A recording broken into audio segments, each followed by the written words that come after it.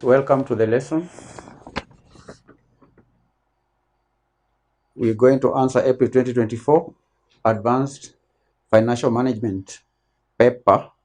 Question 2A reads, two assets, A and B, are known to lie on the security market line. Asset A has a beta of 0.5 and a risk premium of 4%. Asset B has an expected rate of return of 20% and a beta of 1.75.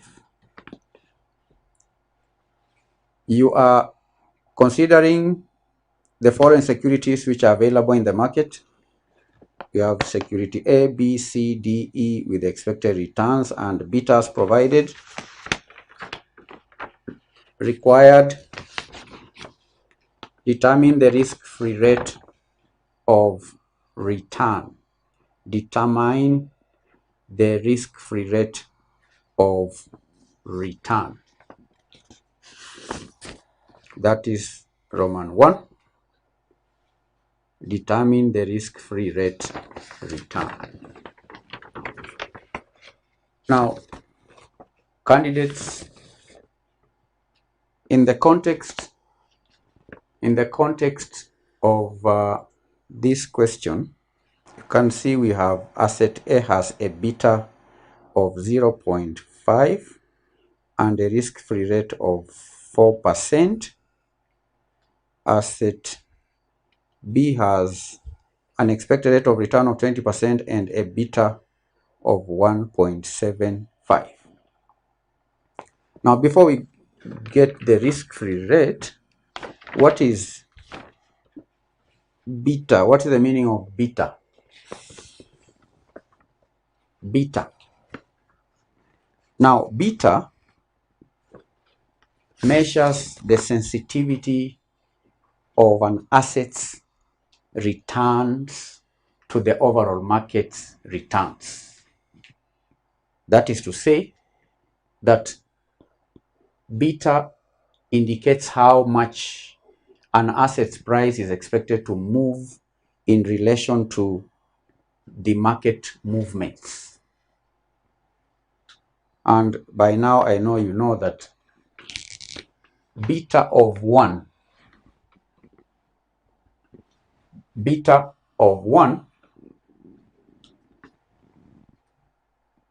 indicates that the price is moving in tandem with the market.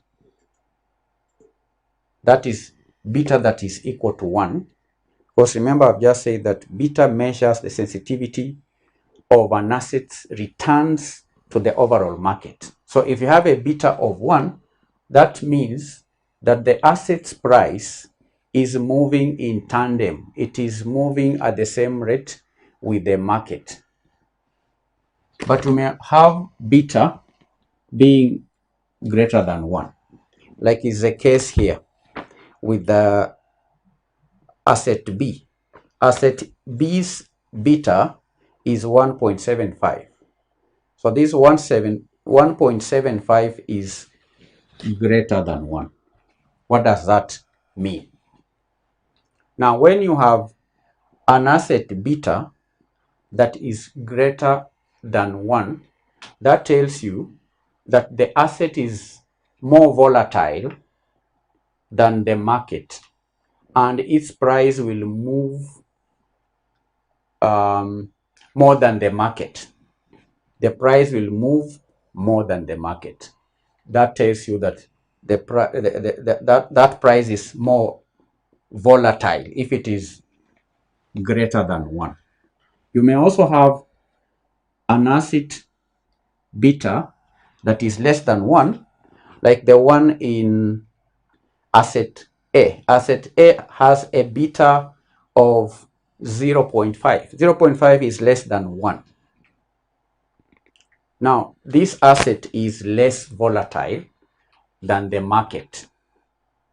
That is to mean that for every 1% change in the market, asset A's return is expected to change by 0.5%. Is expected to change by 0.5%. And we've seen that asset B's beta is 1.75. Is 1.75, which is greater than 1.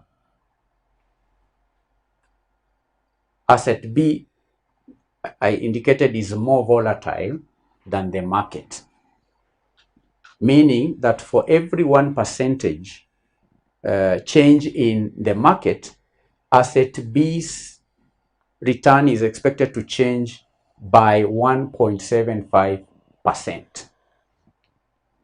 But we also read that these two assets lie on the same security line market. The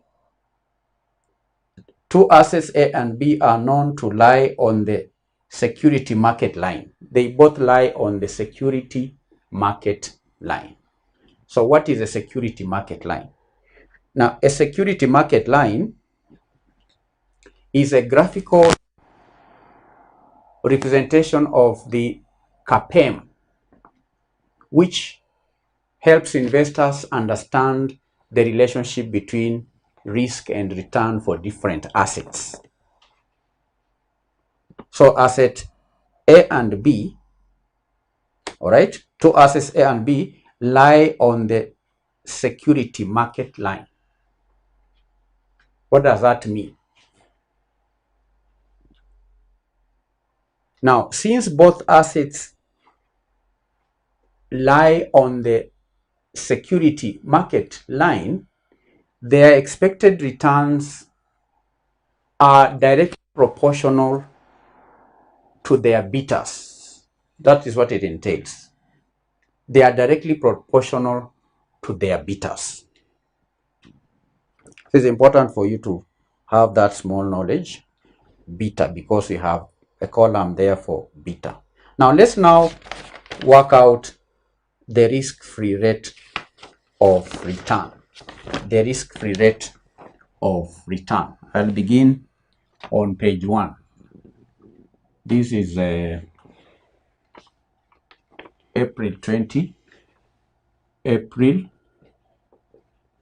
2024, question 2A, Roman 1. We are to calculate the risk-free rate of return. The risk-free rate of return given the information. In the first sentence, we have asset B has an expected rate of return of 20% and a beta of 1.75. Then in the same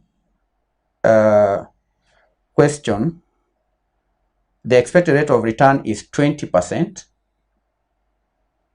Expected rate of return is 20% and the beta is 1.75.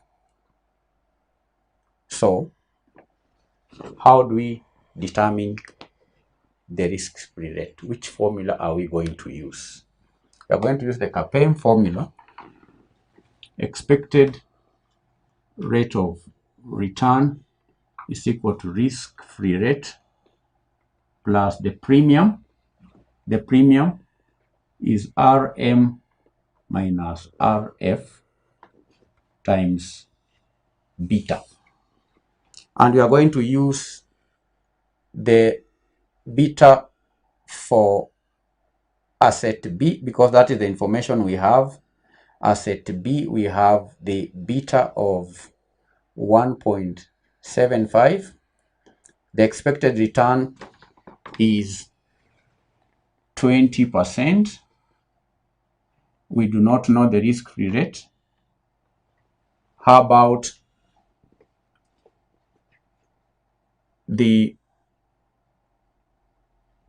risk-free rate? We do not have it, but we have the beta of 1.75. 1.75 is the beta. Okay. Then what other information do we have? Asset A has a beta of 0.5 and a risk premium. So we have the risk premium. Return on the market minus risk-free, that is the risk premium. So we have the risk premium of 4%. That clear? The risk premium, we have it. And therefore, this should be equal to, this is equal to. So you see, risk-free rate is the unknown, and we are going to calculate it. This is 20% risk-free rate plus 4% times 1.75. How much is it? Kevin says 7%. Is it 7%? 7%. 4% times 1.75. Is it 7%? So you can see here, candidates' risk-free rate will be 13%. 20% minus 7%. 13%. Is that true? 13% is the risk-free rate. Then we are required to calculate the required rate of return. The required rate of return. There was a problem with the setting of the question here because that Roman 1 ought to have been part of what we have answered. Before you come to, you are considering the following securities which are available in the market. Roman 1, we are to calculate the risk-free rate. Roman 2 is independent of Roman 1. Roman 1, we were to determine the risk-free rate given the data before the table, the data before the securities shown in the table.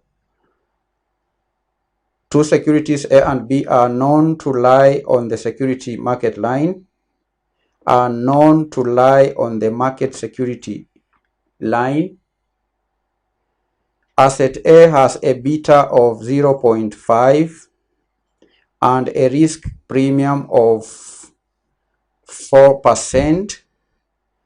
Asset B has an expected rate of return of 20% and a beta of 1.7. The risk-free rate that we have computed in Roman 1, we're going to use it in determining the required rate of each security in Roman 2. Okay, so we need to make that correction in the question. The question was misplaced. Roman 1 was required to be inserted before the table. In Roman 2, we are to calculate the required rate of return. The required rate of return. Roman 2, required rate of return. Now, the required rate of return, we still use CAPM to calculate the required rate of return, which is equal to risk-free rate plus market return minus risk-free rate times the beta. And we'll calculate for each security. We have a column for the security A, B, C, D, and E. When are they? E. Okay, so that's the first column. So for security A, the risk-free rate is 13%, and that will be constant for all the securities, 13%. We add the premium. Market return minus risk-free is the premium. The premium is also 4% for all the securities. Then we multiply by the beta for security A. The beta for security A is 2. That will give us the required rate of return. How much is it? For B, it will be 13 plus 4 times the beta of 0.75. C, 13% plus 4. The beta there is 1.25. D, 13% plus 4, beta negative 0.25. E, 13% plus 4, the beta there is 3.25. So these are the required rate of returns for each security. Kevin says 21. It's 21%. These are percentages. B, 16%. 16%. Security C, Kevin says 18%. Security D, Kevin says 12%. The last security,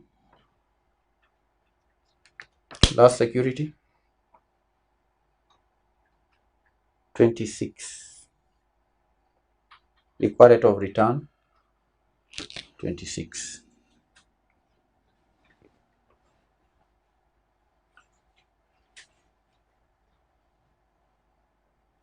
So that's it. How many marks? 4 marks. 4 marks.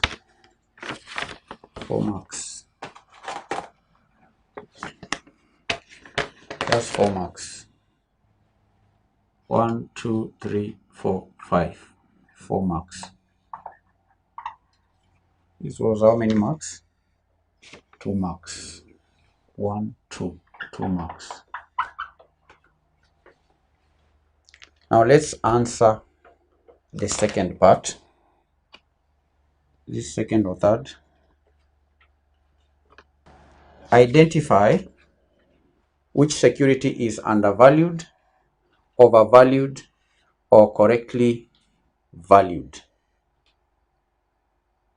Now to calculate or to determine or identify which security is undervalued, overvalued, or correctly valued, we are going to compare the required rate of return and the expected return. So we're going to have another table for, this is 3. We have a table for security A, B, C, D, E. Then from the information given, we have expected return. You have a column for expected return. A, 20%, B, 14%, C, 15%, D, 12%, E, 31%. This we are going to compare with the required rate of return, required return that we've got determined here, 21, 16, 18, 12, and 26. So to determine whether a security is overvalued, undervalued, or correctly valued, we compare the required return against the expected return. Now someone tell me, is security A overvalued, undervalued, or correctly valued?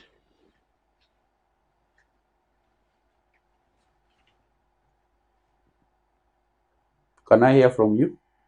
Anna says overvalued. It is above the expected.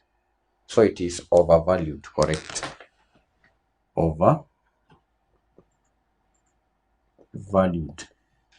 Security A is overvalued. Now, candidates, you need to understand that expected return is the return an investor anticipates earning from a security. And required rate of return is the minimum return an investor expects to compensate for the risk of investing in the security. So when the expected return is higher, let me begin with that. When the expected return is higher than the required rate of return, it means the security is potentially offering more return than investors demand for its level of risk. And that suggests the security is undervalued. And it might be a good investment opportunity. But in this case, in the first case, the expected, in our case here, the expected return is lower. This expected return is lower than the required rate of return. That indicates that the security is not meeting investor expectations for its level of risk. It is therefore considered overvalued. And investors might be less inclined to invest in it unless the price drops. So security A is overvalued. Now with that knowledge, what do you think of security B? Is it overvalued or undervalued? Security B? Overvalued. Jackie says overvalued. That is correct.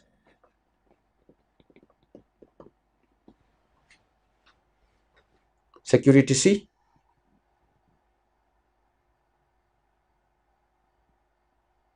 Overvalued.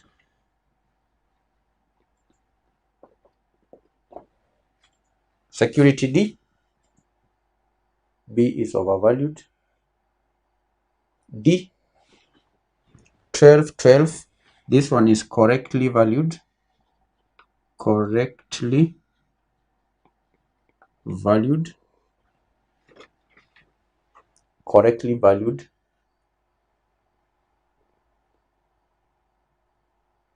Correctly valued. Then the last one is definitely undervalued. Undervalued. It is undervalued. So that would earn you just 2 marks. 2 marks. 1, 2, 3, 4, 5, 2 marks.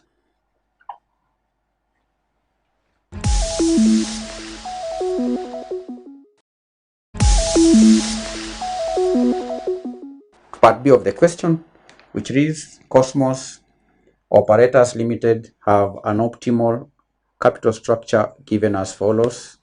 There is that capital structure: ordinary share capital, reserves 16%, debt, that 10% preference share capital.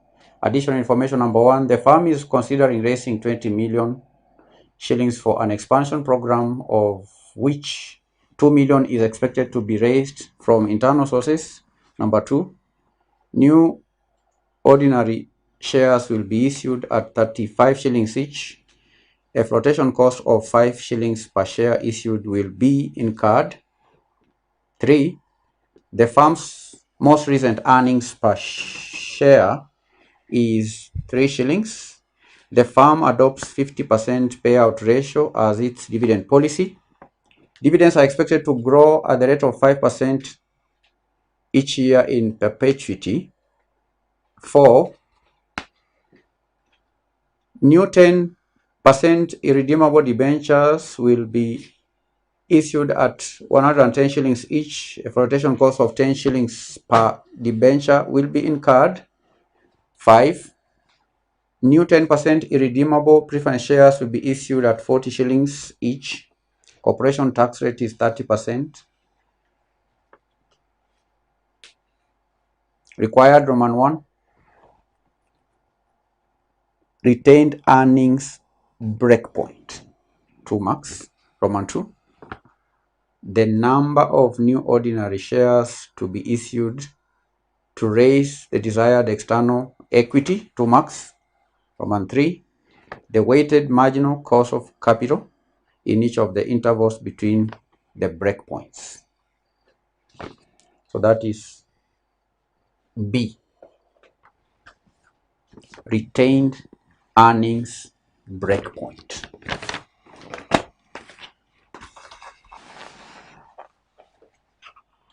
Retained earnings breakpoint. That is the question.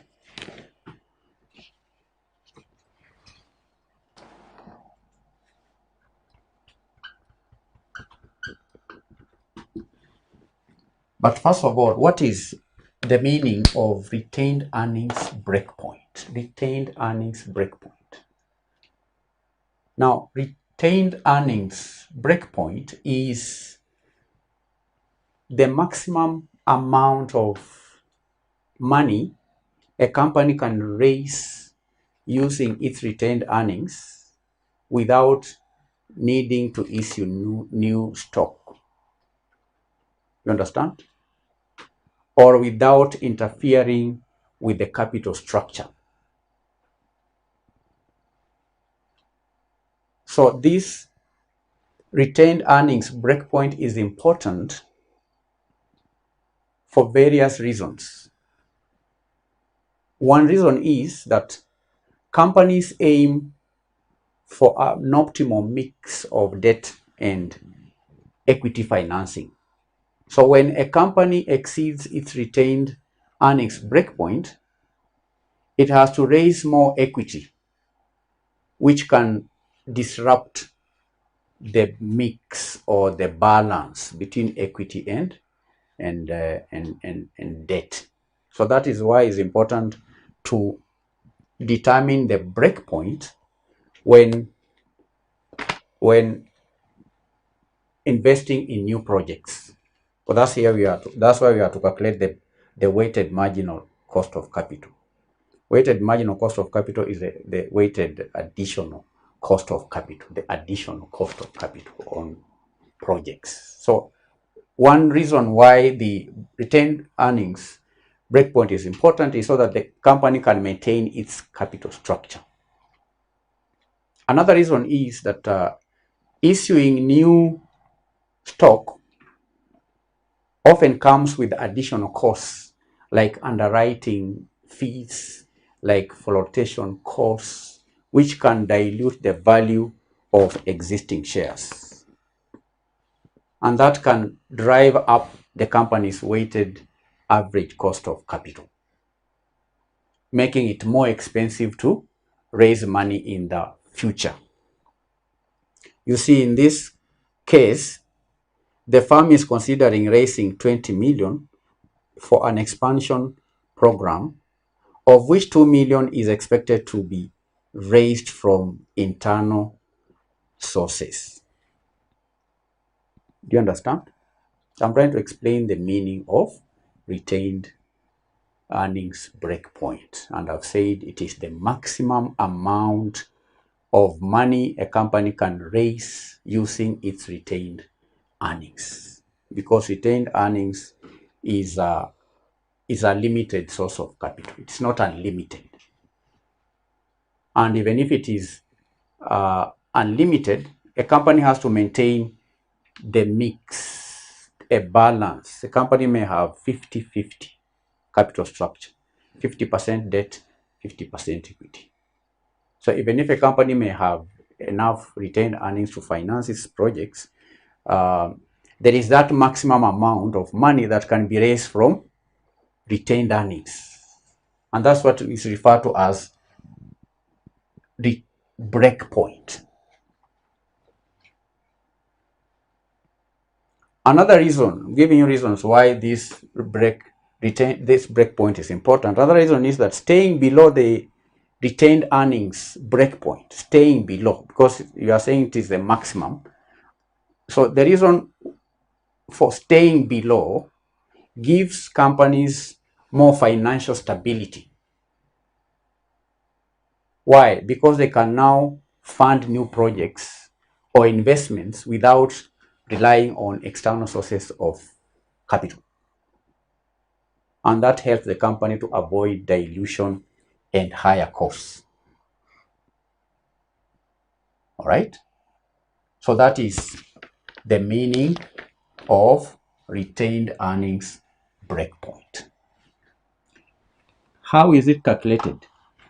What is the formula for retained earnings breakpoint? Now, to calculate the retained earnings breakpoint, you are going to take we read that the firm is considering raising 20 million for an expansion program, of which 2 million is expected to be raised. So this is equal to the expected amount to be raised. Expected amount to be raised, we divide by equity proportion. Equity proportion or equity ratio. Okay? That is the formula.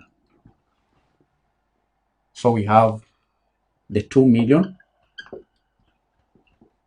then we divide by the equity proportion, which we do not have. So we need to determine the equity proportion by looking at the structure, by looking at the capital structure. Do you understand? Are we moving together or moving along? Is there any question up to that point? Is there any question? The retained earnings break point is calculated by dividing the expected amount to be raised, which is 2 million. We divide by the equity proportion.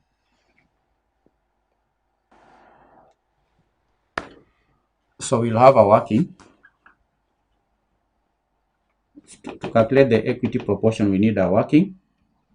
Going to start, and this working is a working of the proportions. The proportions, because we need to have the proportion. So we need to have a column for the source. So the first source here is equity. From the capital structure, equity is a source. Then there is debt, is a source of capital. We have 10% preference shares. Preference shares.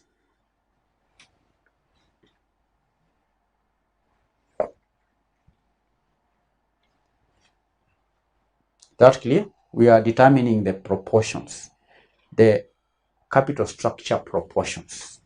Capital optimal. This is working for optimal capital structure proportions. So we just check from the capital structure. B we read, look at B.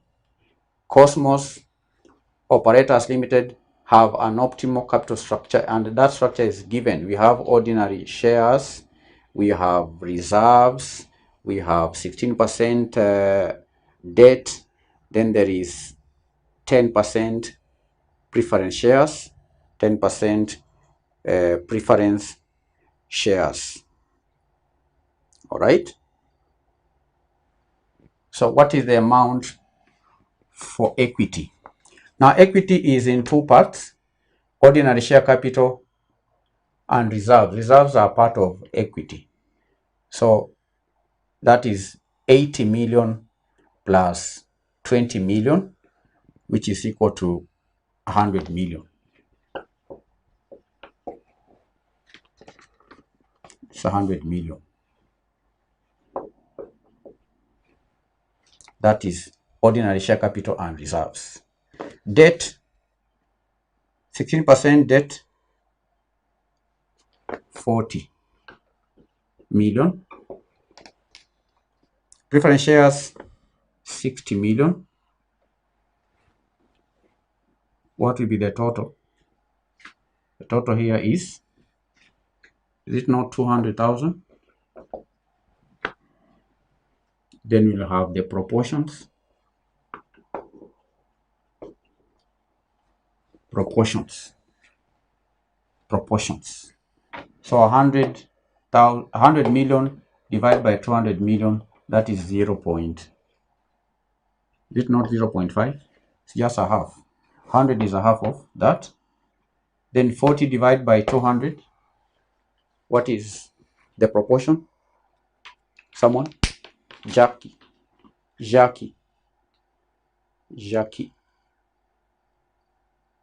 Give me the proportion for debt. Give me the proportion for debt. Jackie says 0.2. How about the other one? The proportion for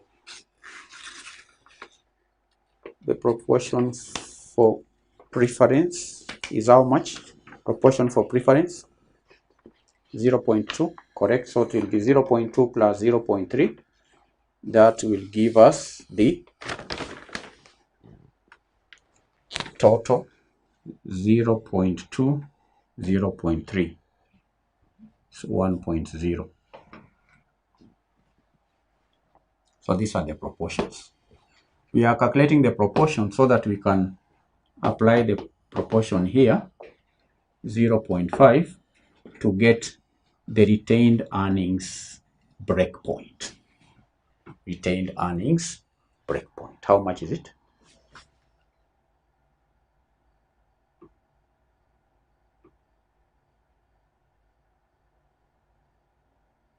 $4 million. 4 million is the breakpoint. 4 million is the breakpoint. 4 million is the breakpoint.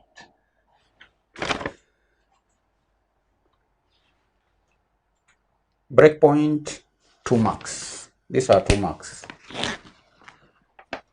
1, 2, 2 marks.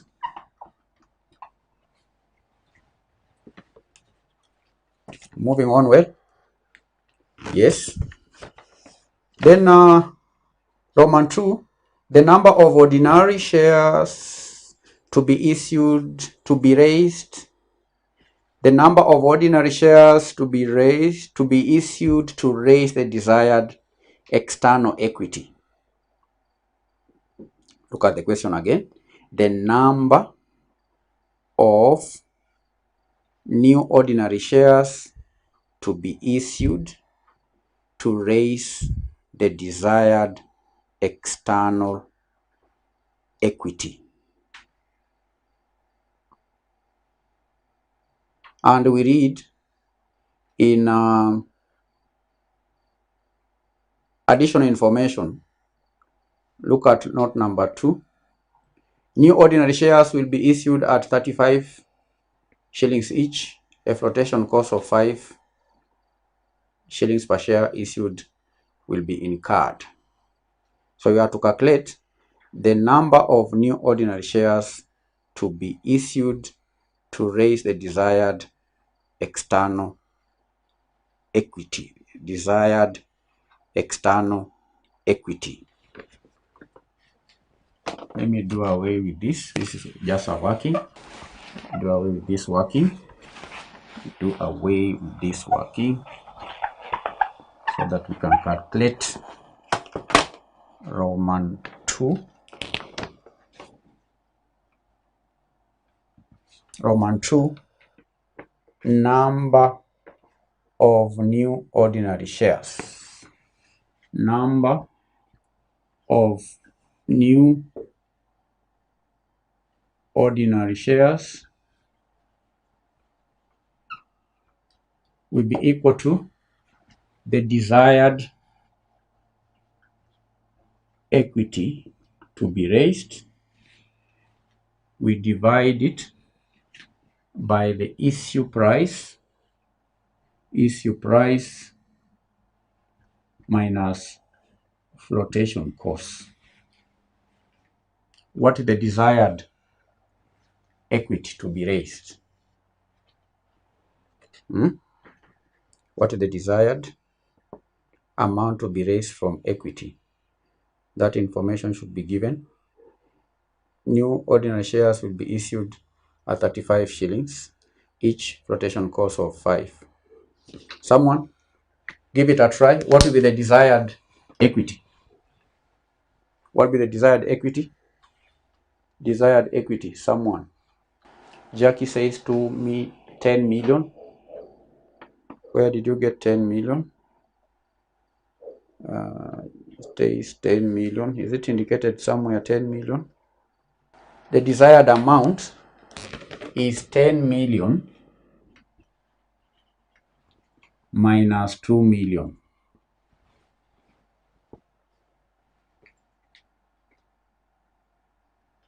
So ask me why.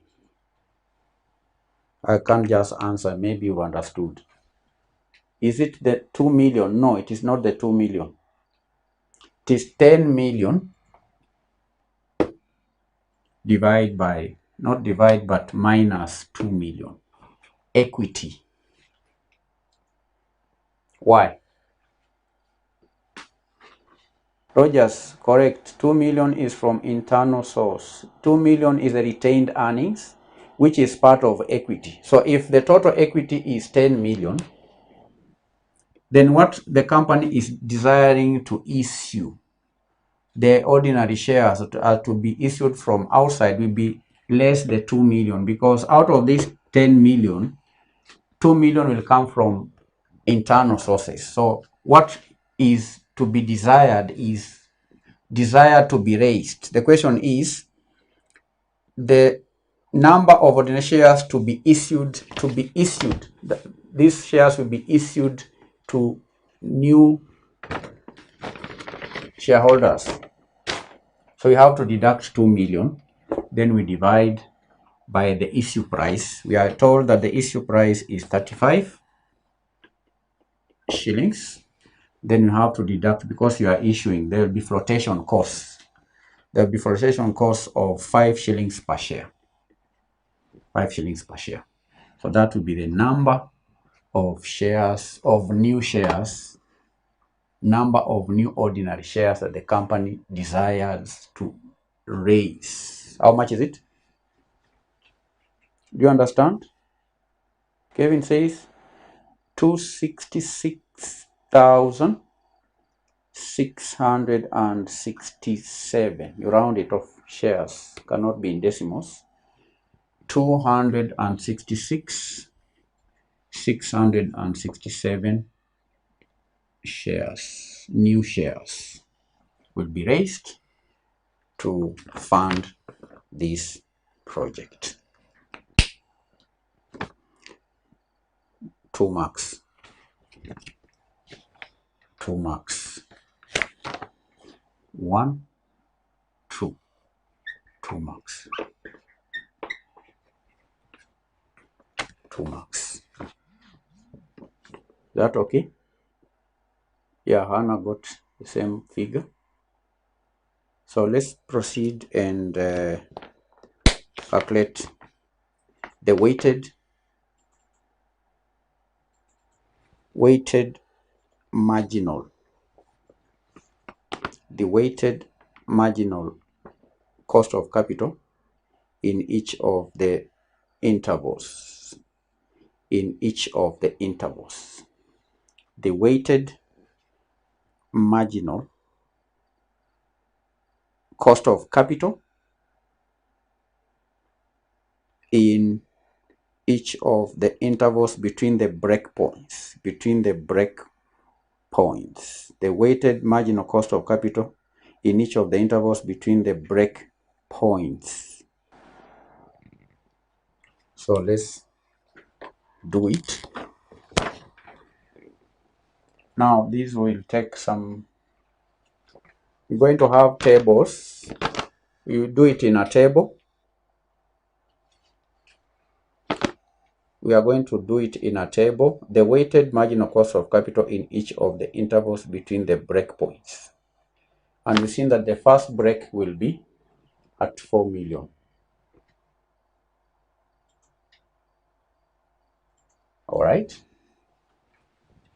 So let's put down the table. This is Roman. You have to calculate the weighted marginal cost of capital. First column will be the range of total financing.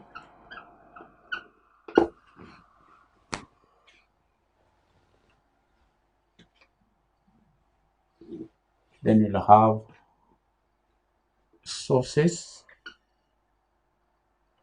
of capital. Another column is a proportion.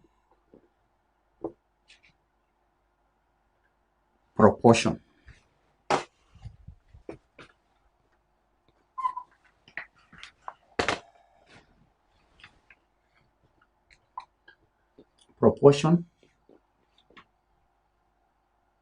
specific cost of capital in percentage. Then lastly, you're going to have the weighted cost. The weighted cost.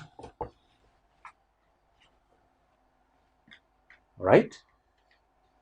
Range of total financing, sources of capital, the proportion, the cost, and the weight. To get the weight, we multiply the proportion by the specific cost. You understand? You need to get the table correct first. Range of total financing. So the first range is 0 to 4 million. That is the first range. 0 to 4 million. That's where we have the first break. 0 to 4 million. And here we have which sources. First of all, we are going to exhaust retained earnings. Okay? The retained earnings. Now look at the information given. The firm is considering raising 20 million for an expansion program, of which 2 million is expected to be raised from internal sources. New ordinary shares will be issued. Okay. Then we are told there that new 10% in note number 4, new 10% redeemable shares will be issued at 110 shillings each. We have the flotation cost. In note number 5, we read new 10% redeemable preference shares will be issued at 40 shillings each. So this is the information we are going to use in calculating the weighted marginal cost of capital.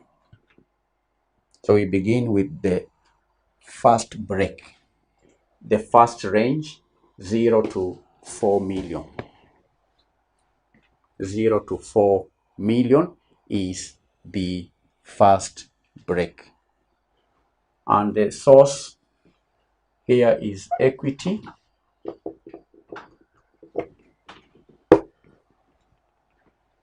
Then we have debt. These are sources which are going to fund this project. Debt, irredeemable debentures, that is debt. Then we have preference shares. Preference shares. Okay. Equity, debt, preference shares. Equity, debt, preference shares, and the proportions we calculated here. If you are writing, we have the proportions. The equity was 0.5, 50%, 20%, 30%. So we are required to calculate the specific costs for these sources. The specific costs for these sources. So I'm going to have a working. I'm going to have here workings. Workings. Workings. So equity, and candidates, this is where you need to be attentive.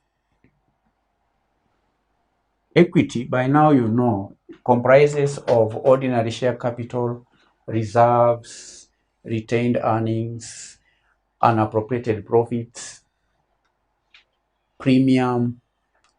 All that is part of equity. In funding this project, we saw that the firm will first of all raise money internally from retained earnings. So during the first break, the first range, we need to calculate the cost of retained earnings. What is the cost of retained earnings? We are determining the specific cost. What is the formula for calculating cost of retained earnings? This is equal to D naught, all right, into 1 plus G raised to P naught plus G.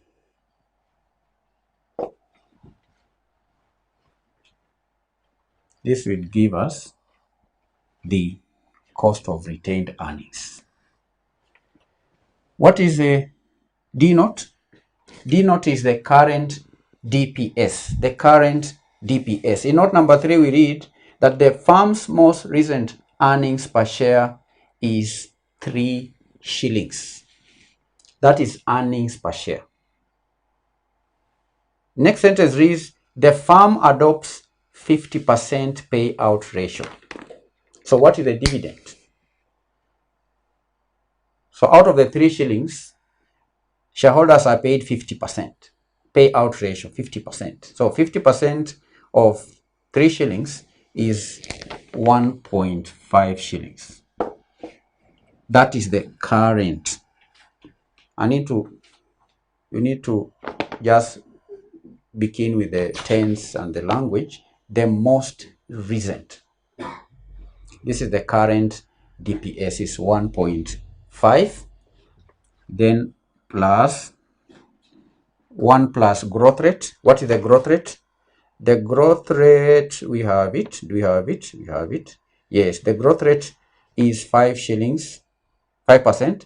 Dividends are expected to grow at rate of 5% each year in perpetuity. So it will be 1.05. We divide by the market.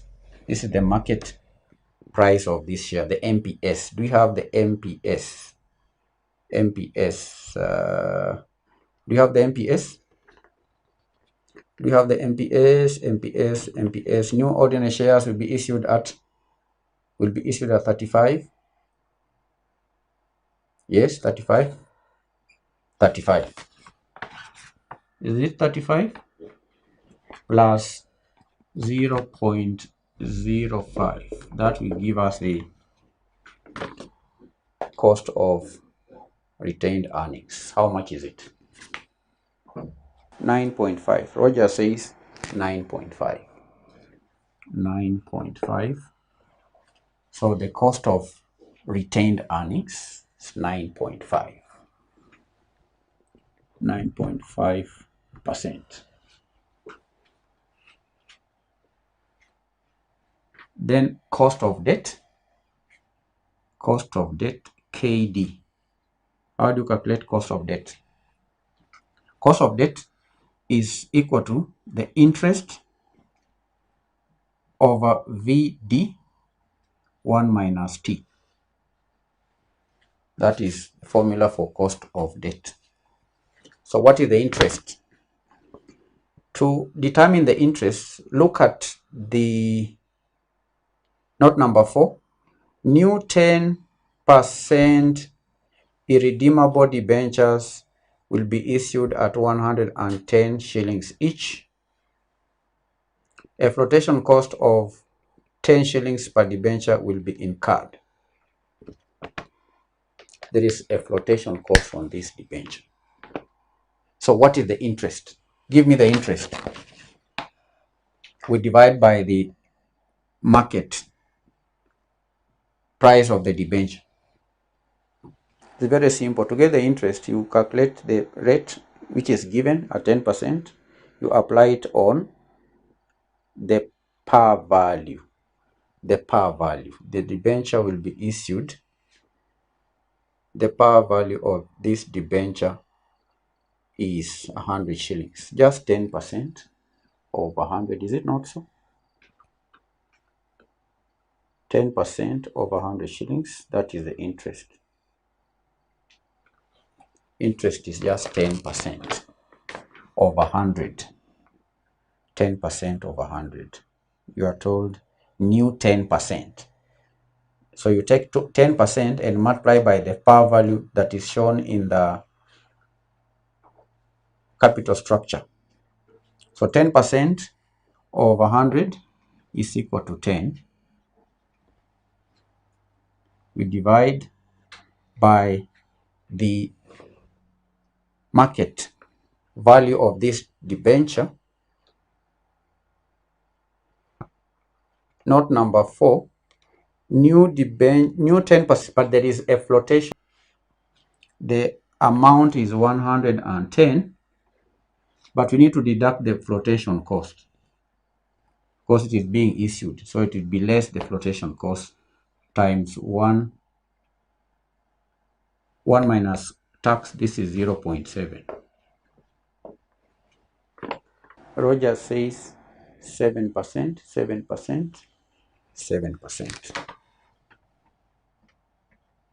So the cost of debt, 7%. The cost of preference shares is equal to DP. DP is the debentures, the dividend.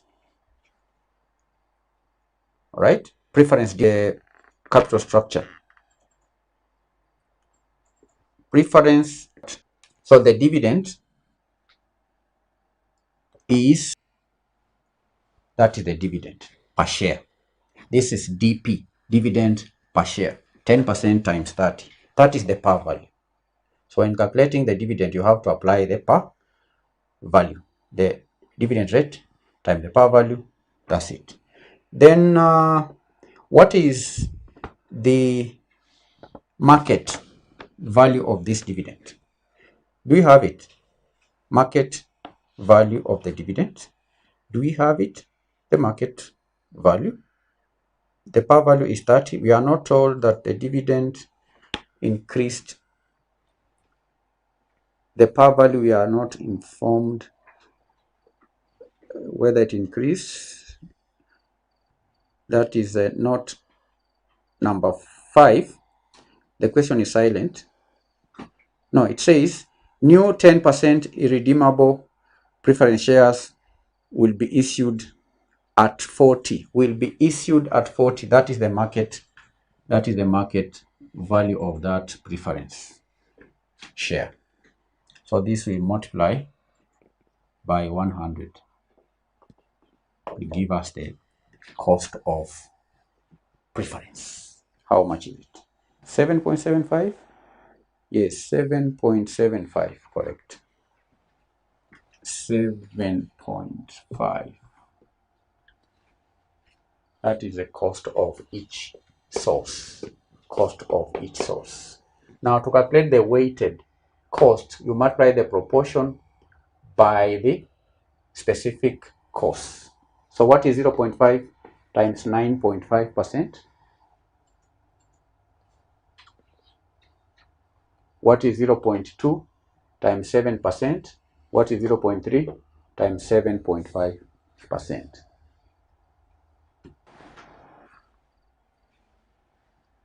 Kevin says 4.75. 4.75%. Debt, what is the cost? 1.4. 1.4%. Preference, weighted cost preference, 2.25. 2.25. Please confirm. 2.25. 2.25%. Then give me the total cost. Total cost. 4.75 plus 1.4 plus 2.25%. What is the total? Samuel says 8.4%. So this is 8.4%, and that is the WMCC at that point. WMCC. Is that clear? That is the first break range, 0 to 4 million.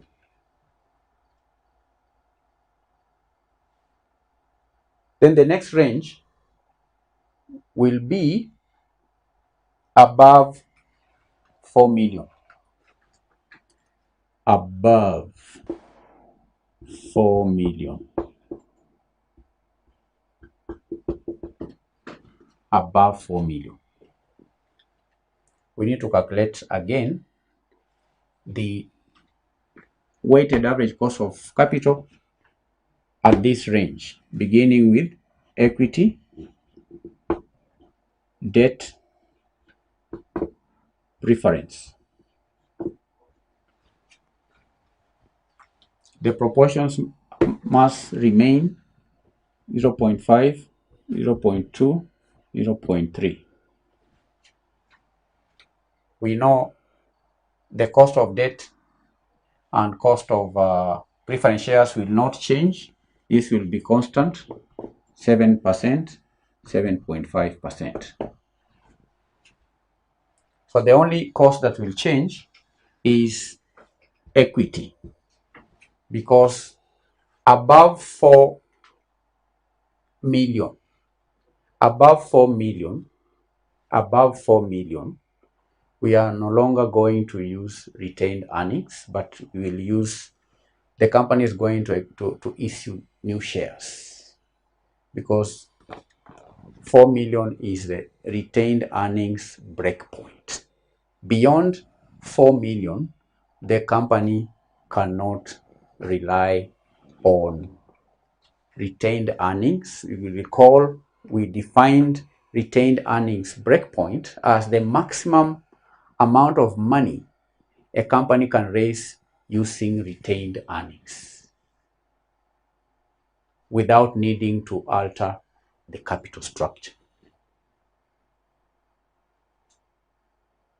So during the first range, this is the cost. Above 4,000, the company will not use retained earnings, but it's going to use ordinary share capital. Issuing ordinary share capital, the cost of issuing ordinary share capital is not the same as the cost of issuing retained, of raising money using retained earnings. That's why the cost of equity above 4 million range is going to change. That's why we need to have a working for cost of equity. Cost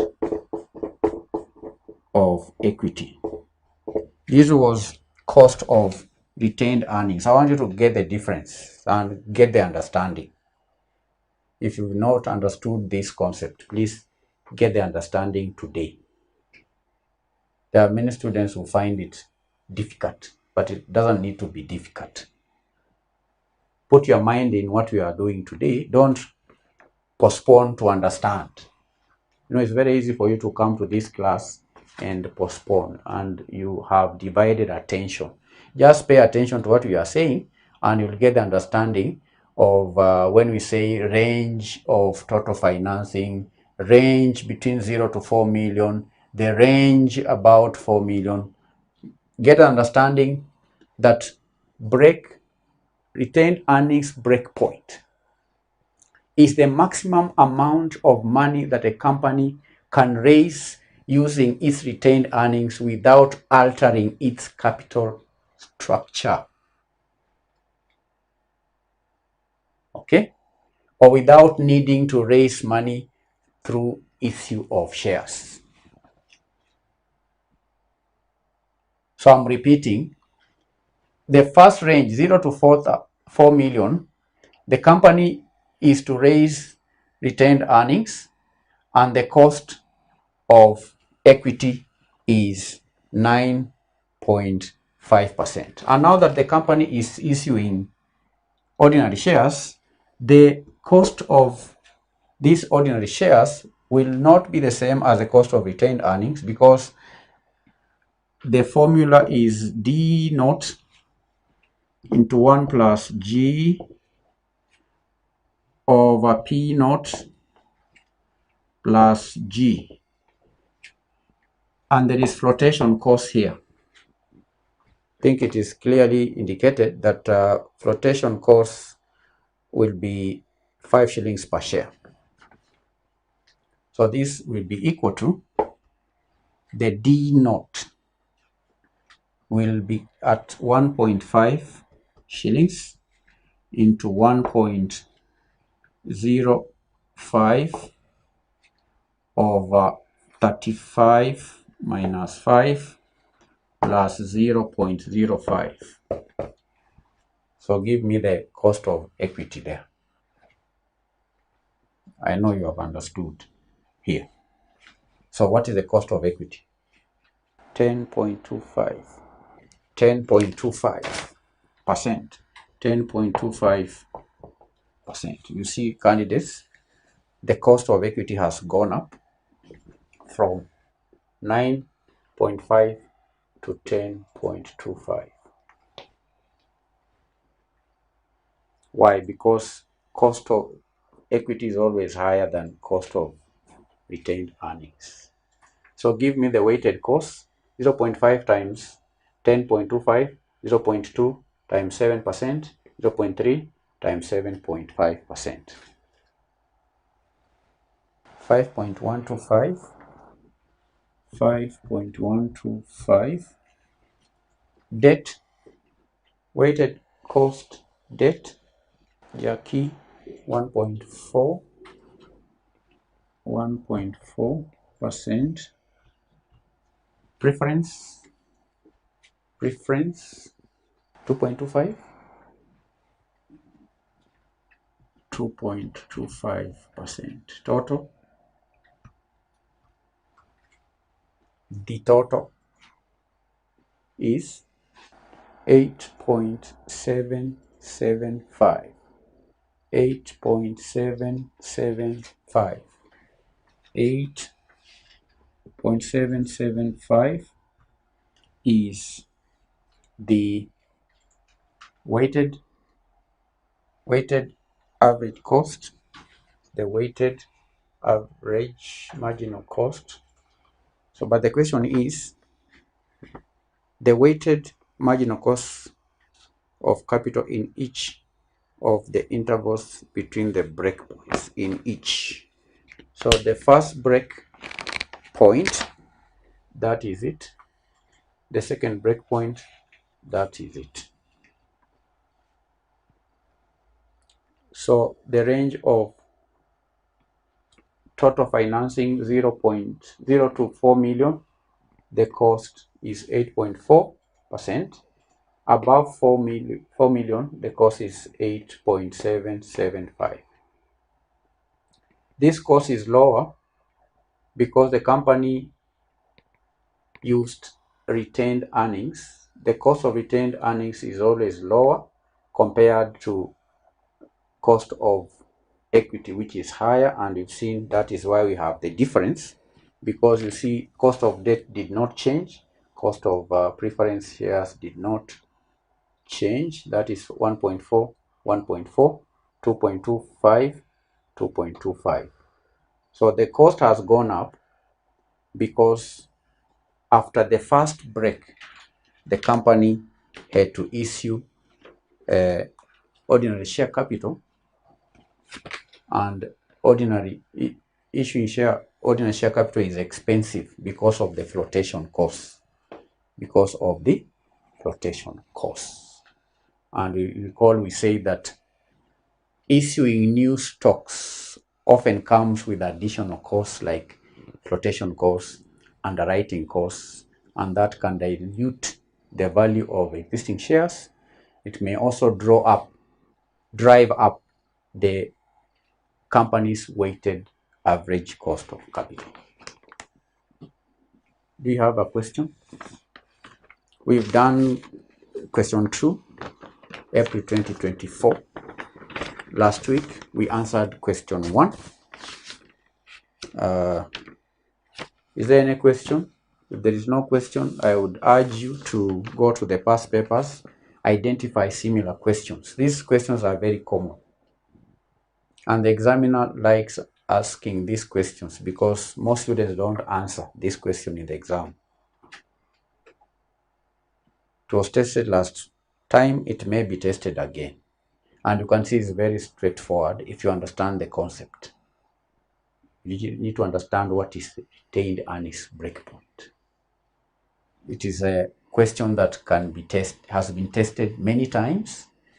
Even in the lower level, financial management is a common question. So ensure to practice. Attempt past paper questions. If you have any that you are not able to answer, I can help you answer the question here.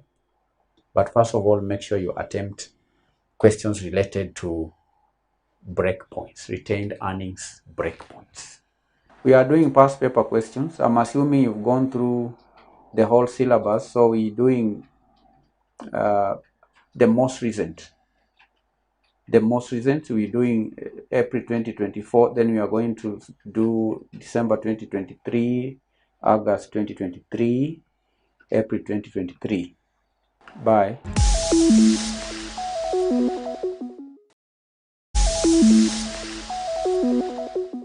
Hello everyone, and welcome to the lesson. The subject is Advanced Auditing and Assurance. Today we are going to start revising the paper that was done in December 2023 by the CPA Advanced Level candidates.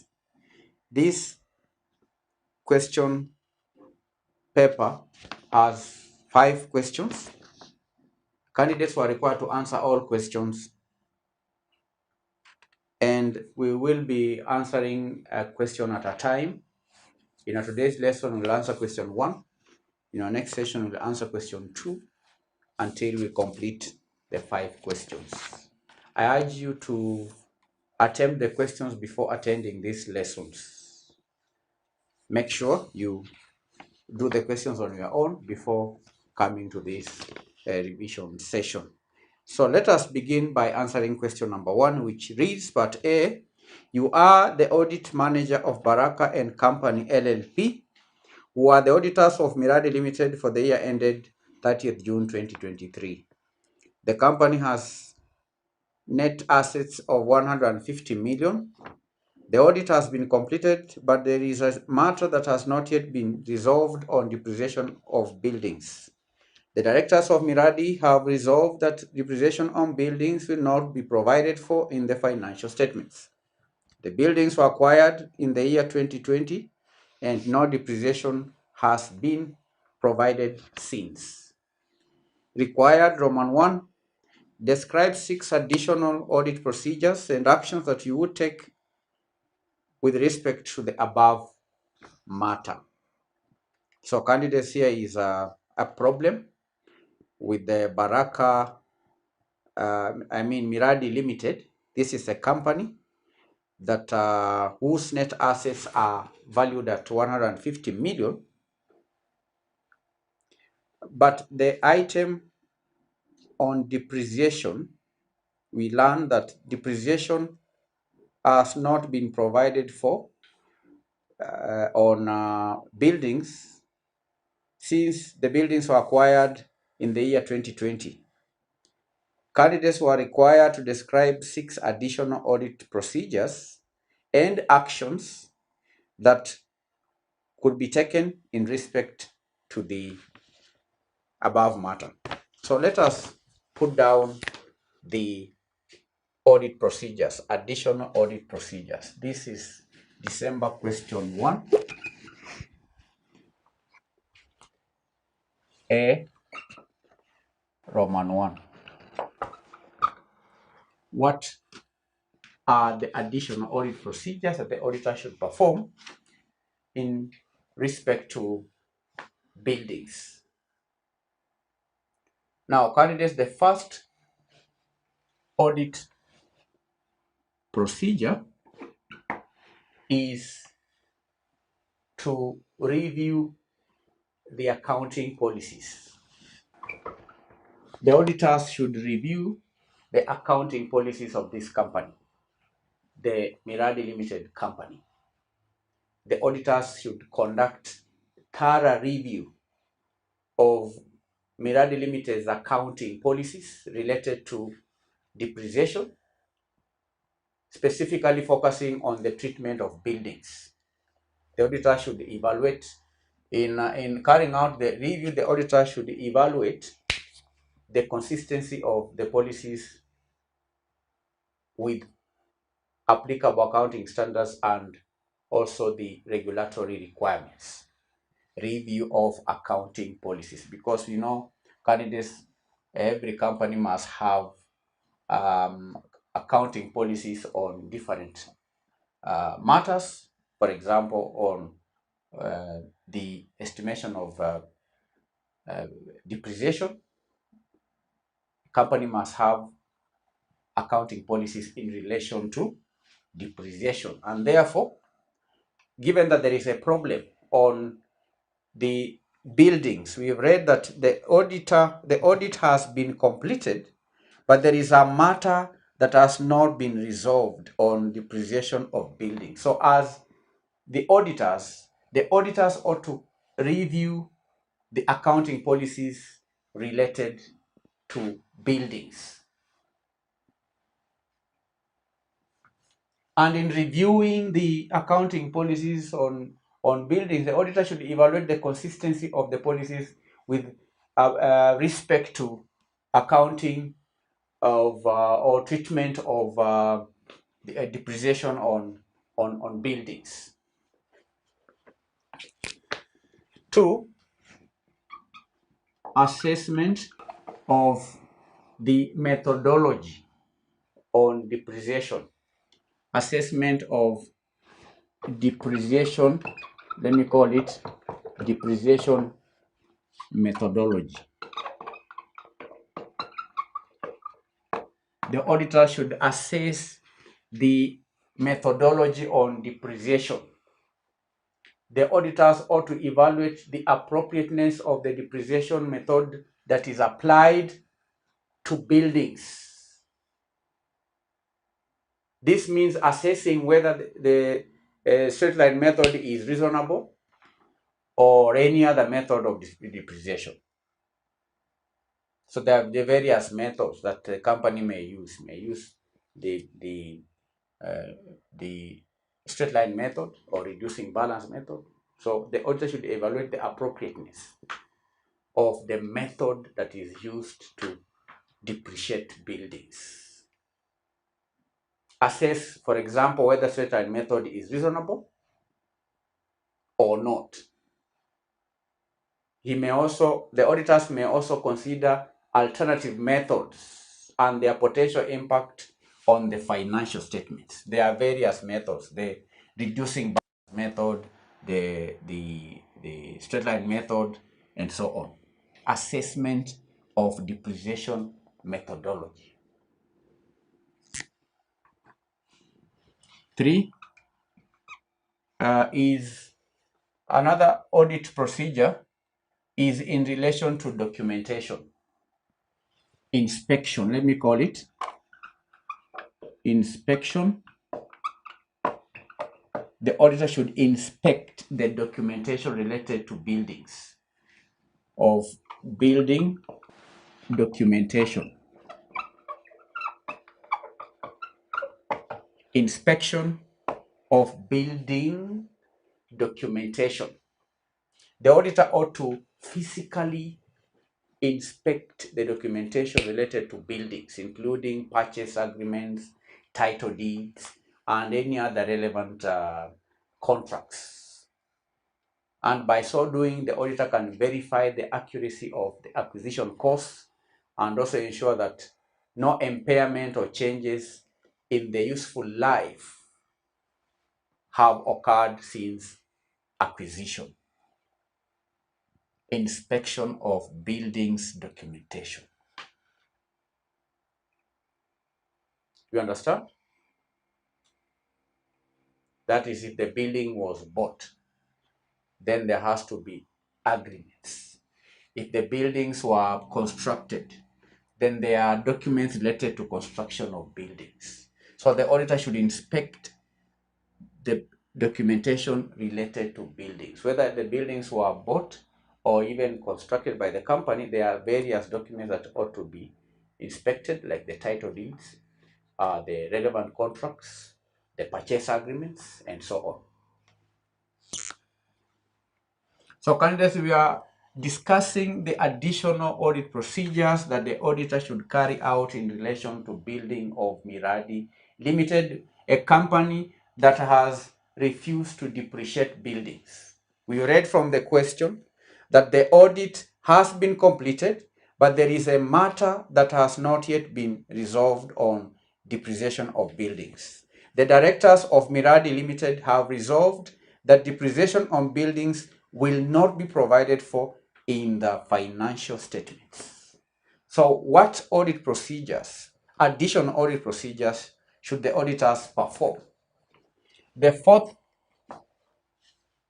audit procedure is evaluation of maintenance expenditure. You understand? Evaluation of maintenance expenditure or expenditures. The auditor should evaluate the maintenance expenditures.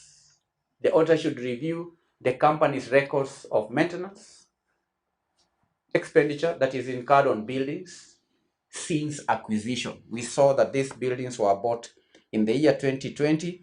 The auditor is carrying out the audit in the year 2023. So since 2020, what are the maintenance costs related to buildings? The auditor should assess, should evaluate, should review the company's records of maintenance expenditures incurred on the building since acquisition in the year 2020. The auditor should assess whether there are significant repairs or whether there have been improvements that have been capitalized, or whether the any improvements since the buildings were acquired. Assess whether any significant repairs or improvements have been capitalized, and whether the expenses have been appropriately distinguished from maintenance costs. You understand? Because there are certain costs that are incurred on buildings that ought to be capitalized. Other expenses on buildings may be part of the normal expenses of for the company. So that assessment has to be done, and the auditor can only do that after evaluation of the maintenance expenditures. 5, comparison. The auditor can do a comparison with industry standards. What are the industry standards? That means that the auditor should do what we call benchmarking. Benchmark the company's depreciation policy and practices against industry standards and norms, and consider factors such as the average useful life of the buildings in the industry sector and also the common depreciation rates used by peer companies. So this is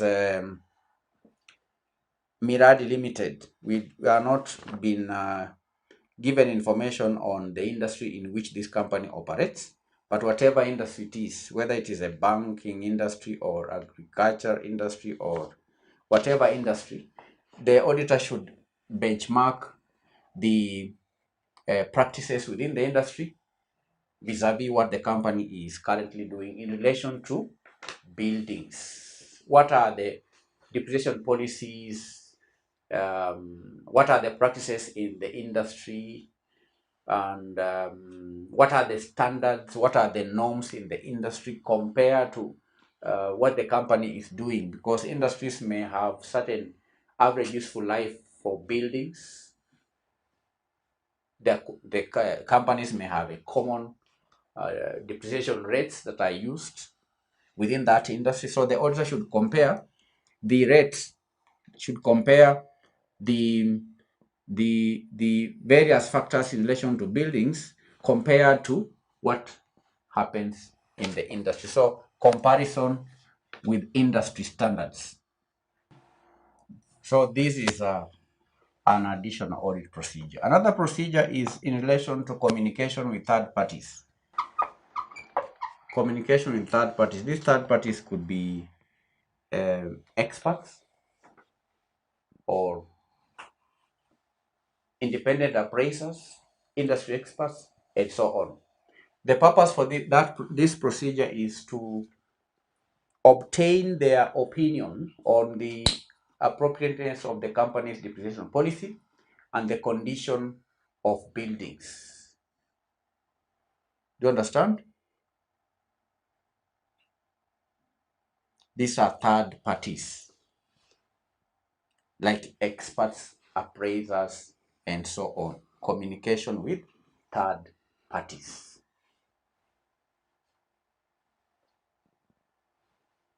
Industry experts. So these are some of the audit procedures. They are not the only audit procedures. There are more.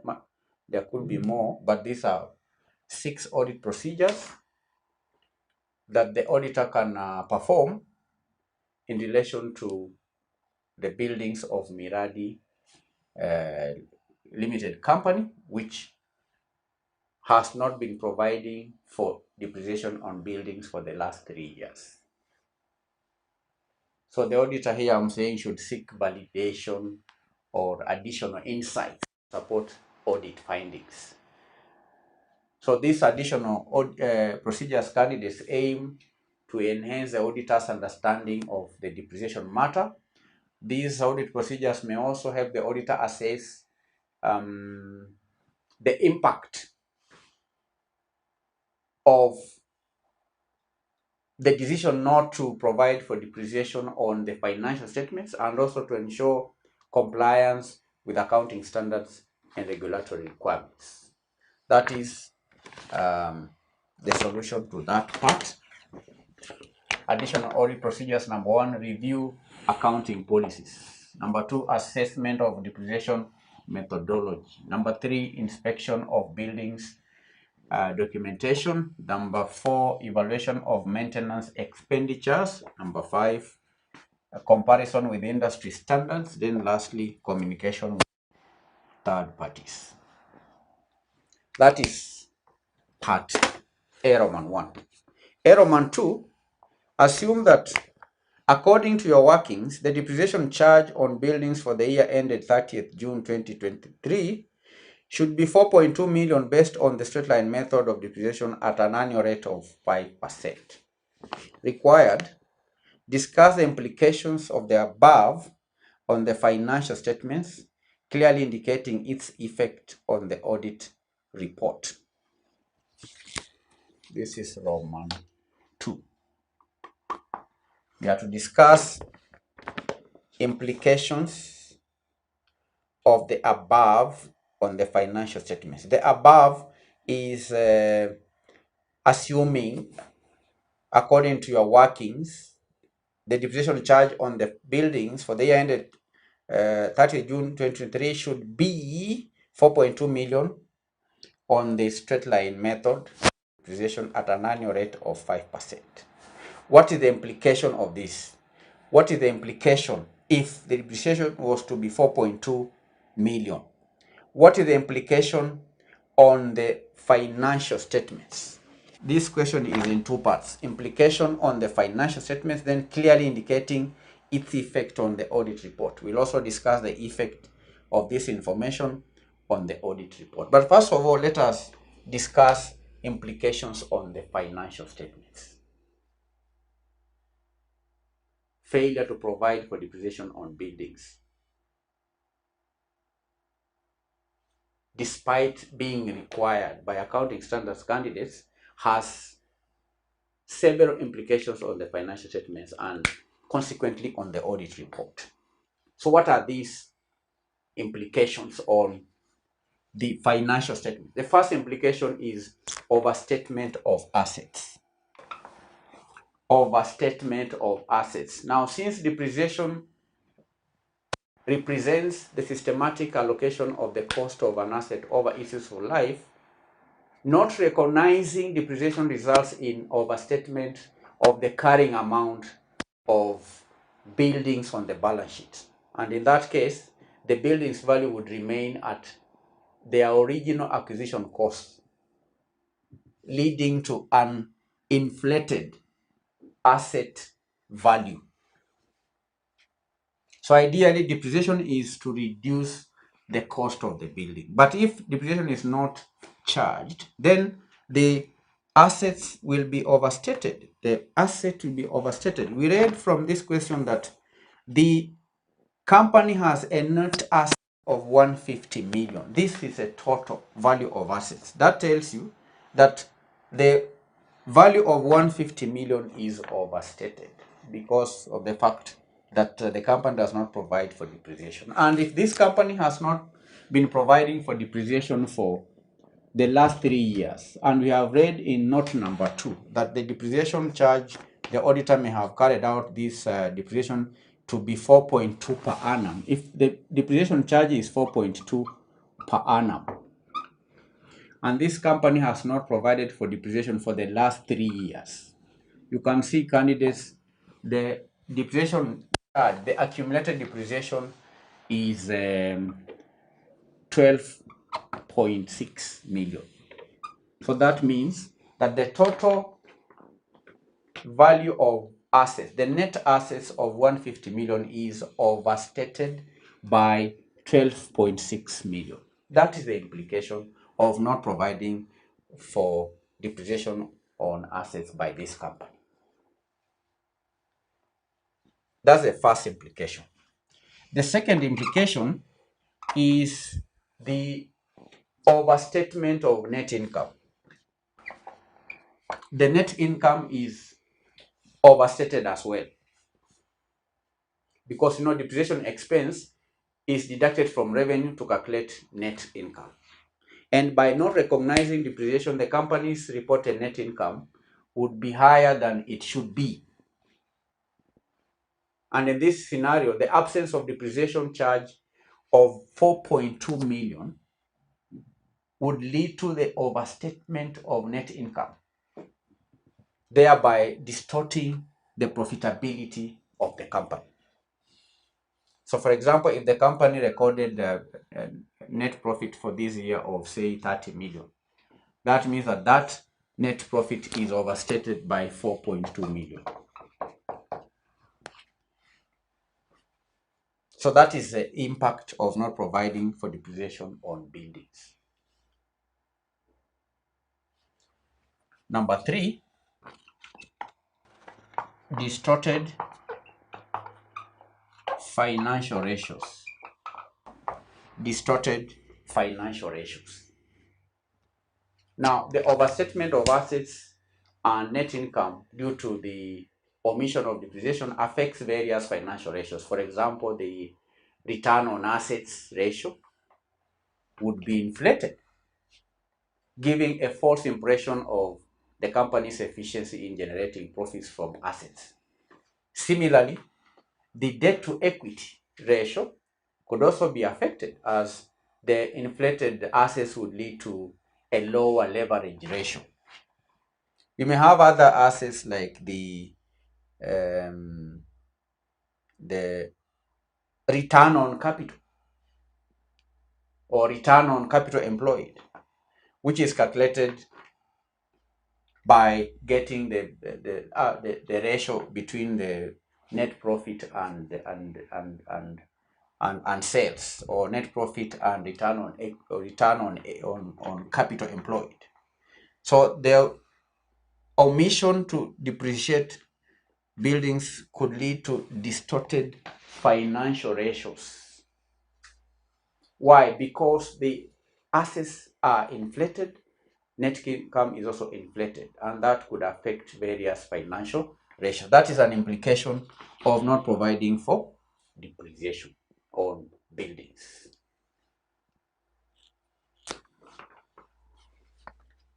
4, misrepresentation of the financial position of the company, of the financial position of the company. Misrepresentation of the financial position of the company. Financial statements are meant to provide a true and fair view of the company's financial position. So failing to recognize depreciation results in misrepresentation of the company's true financial position by overstating assets and overstating profitability. And these misrepresentation candidates could mislead stakeholders, including investors, creditors, and even the regulators. So that is the 4th impact for not providing for depreciation on buildings. The question required candidates also to highlight the effect of this omission on the audit report. If I can take the question again. Discuss the implications of the above on the financial statements. So these are the impacts on the financial statements, clearly indicating its impact on the audit report.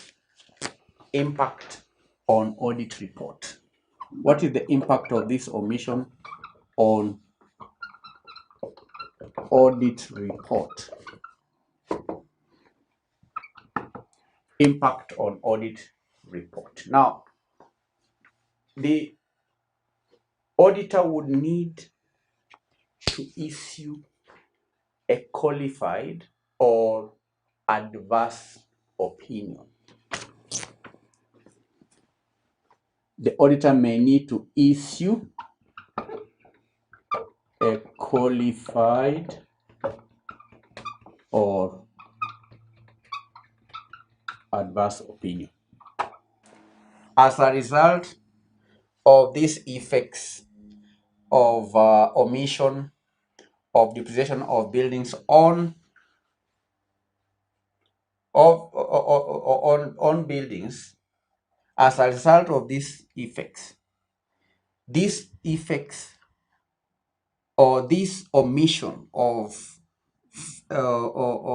depreciating buildings has effect or impact on the audit report. One impact is that may lead to issuance of a qualified or adverse opinion. And that whether the auditor issues a qualified or adverse opinion depends on the materiality or the pervasiveness of the issue. And candidates here, a qualified opinion would be issued if the auditor concludes that the failure to recognize depreciation results in a material misstatement of the financial statements, but is not pervasive. On the other hand, an adverse opinion would be warranted if the auditor determines that the misstatement is both material and pervasive, meaning that it affects multiple areas of the financial statements. So that would be one impact. That may lead to issuance of a qualified opinion or adverse opinion depending on the materiality of and pervasiveness of the error.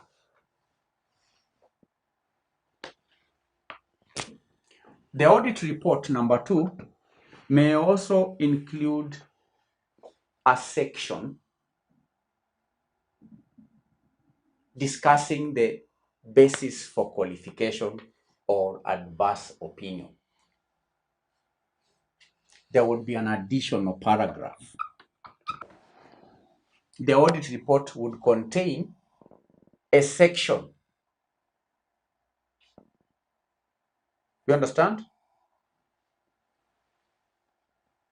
Discussing the basis for qualification or for issuing an adverse opinion.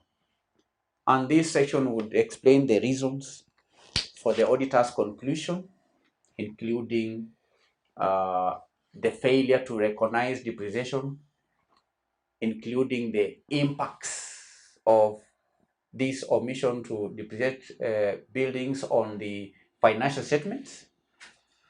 It would also highlight the departure from accounting standards and regulatory requirements.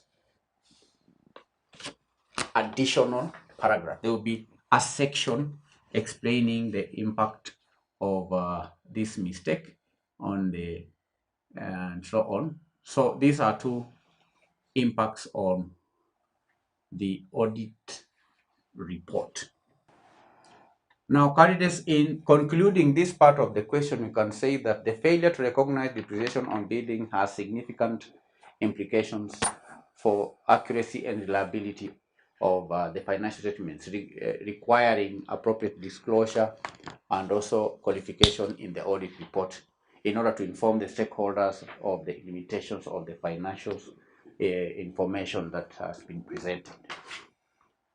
So the auditor has a duty to inform the users of the financial statements of the failure by the management to depreciate buildings. Failure to recognize depreciation on buildings has significant implications for the accuracy and reliability of the financial statements. We've seen how the failure of this failure can lead to implication on the assets. It has implications on the net income. It has implications on financial ratios. It has also implication on the truthfulness and the fairness of the financial statements, because we know that financial statements are expected to portray a true and fair view. But if there is an omission in depreciation, that can lead to misrepresentation of the financial position, which means that the financial position of the company as presented by the management does not present a true and fair view. So that is question A, part 2 head 8 marks. 1, 2, 3, 4, 5, 6. Any 4 points there would earn you 8 marks. Part B, audit risks associated with audit of financial statements. Now, candidates, financial instruments, we all know, present unique challenges for auditors due to their complexity and due to their inherent risks.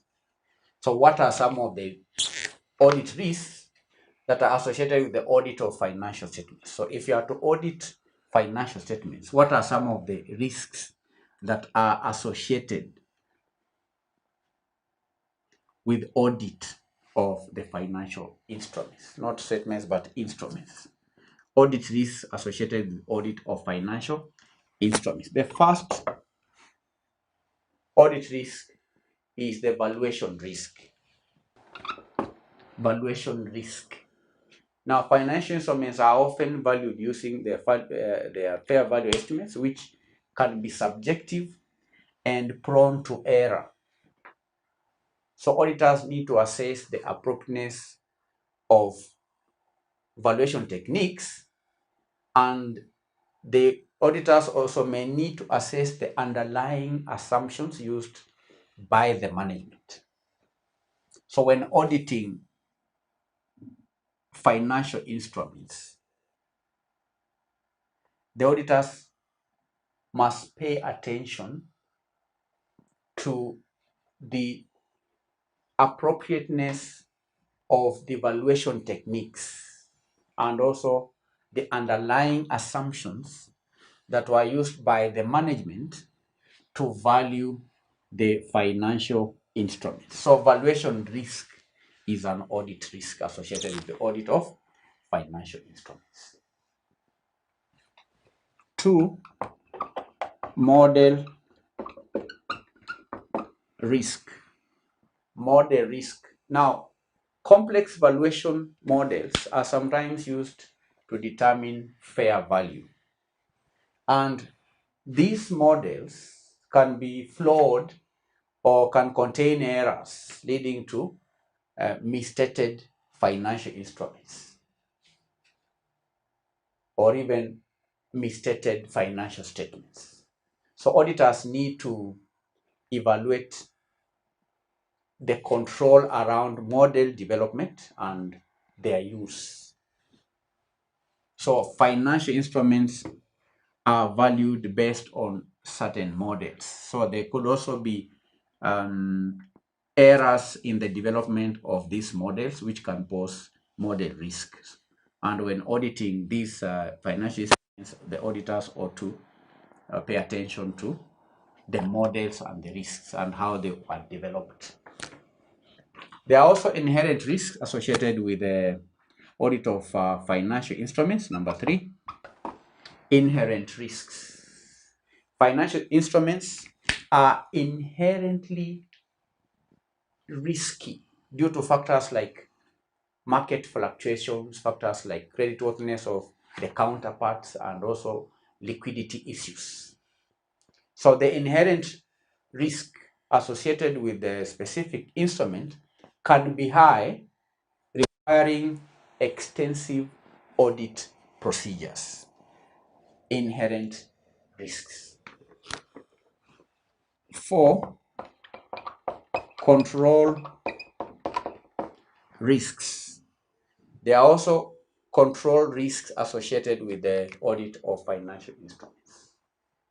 The internal controls surrounding financial instruments may be weak, they may be ineffective, and that could allow for errors or fraud to go undetected. So auditors need to assess the design and also the operating effectiveness of controls related to financial instruments and also related to transactions around financial instruments and valuation. Control risks. Lastly, we have classification risk. There is also risk associated with classification.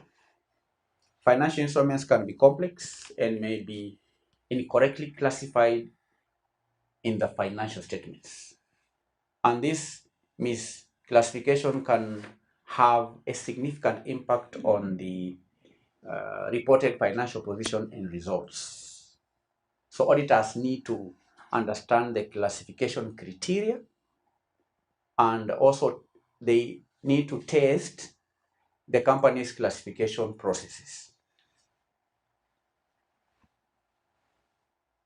Classification risks. There's also disclosure risk associated with the audit of financial instruments. Disclosure risk. The financial statements may not adequately disclose the nature and the extent of the risk associated with financial instruments. And insufficient disclosures candidates can mislead users of the financial statements. So auditors need to assess the completeness and the accuracy of disclosures related to financial instruments, like derivatives. So these are 6 audit risks. Candidates were to give 6 audit risks. 1 is valuation risk, 2 model risk, 3 inherent risk, 4 control risk, 5 classification risk, 6 disclosure risk. How many marks? These are 6 marks. 6 marks. Part A of the question, how many marks? This one, 6, this is a point here, 6 marks. Then we have 6 part 2, implication on financial statements, 6 marks. These are 8 marks. Any 4 points will earn you 8 marks here. Total is 20 marks. So that is a suggested solution to the Advanced Auditing and Assurance December 2022 question 1. Thank you for attending the lesson.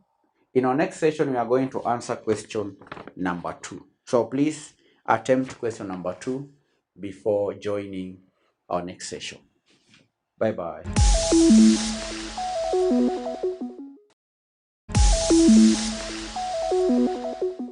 Hello everyone, and welcome back to the revision of the Advanced Auditing and Assurance paper that was done in December 2023. We, in our last lesson, did question 1. Today, we move on to question number 2.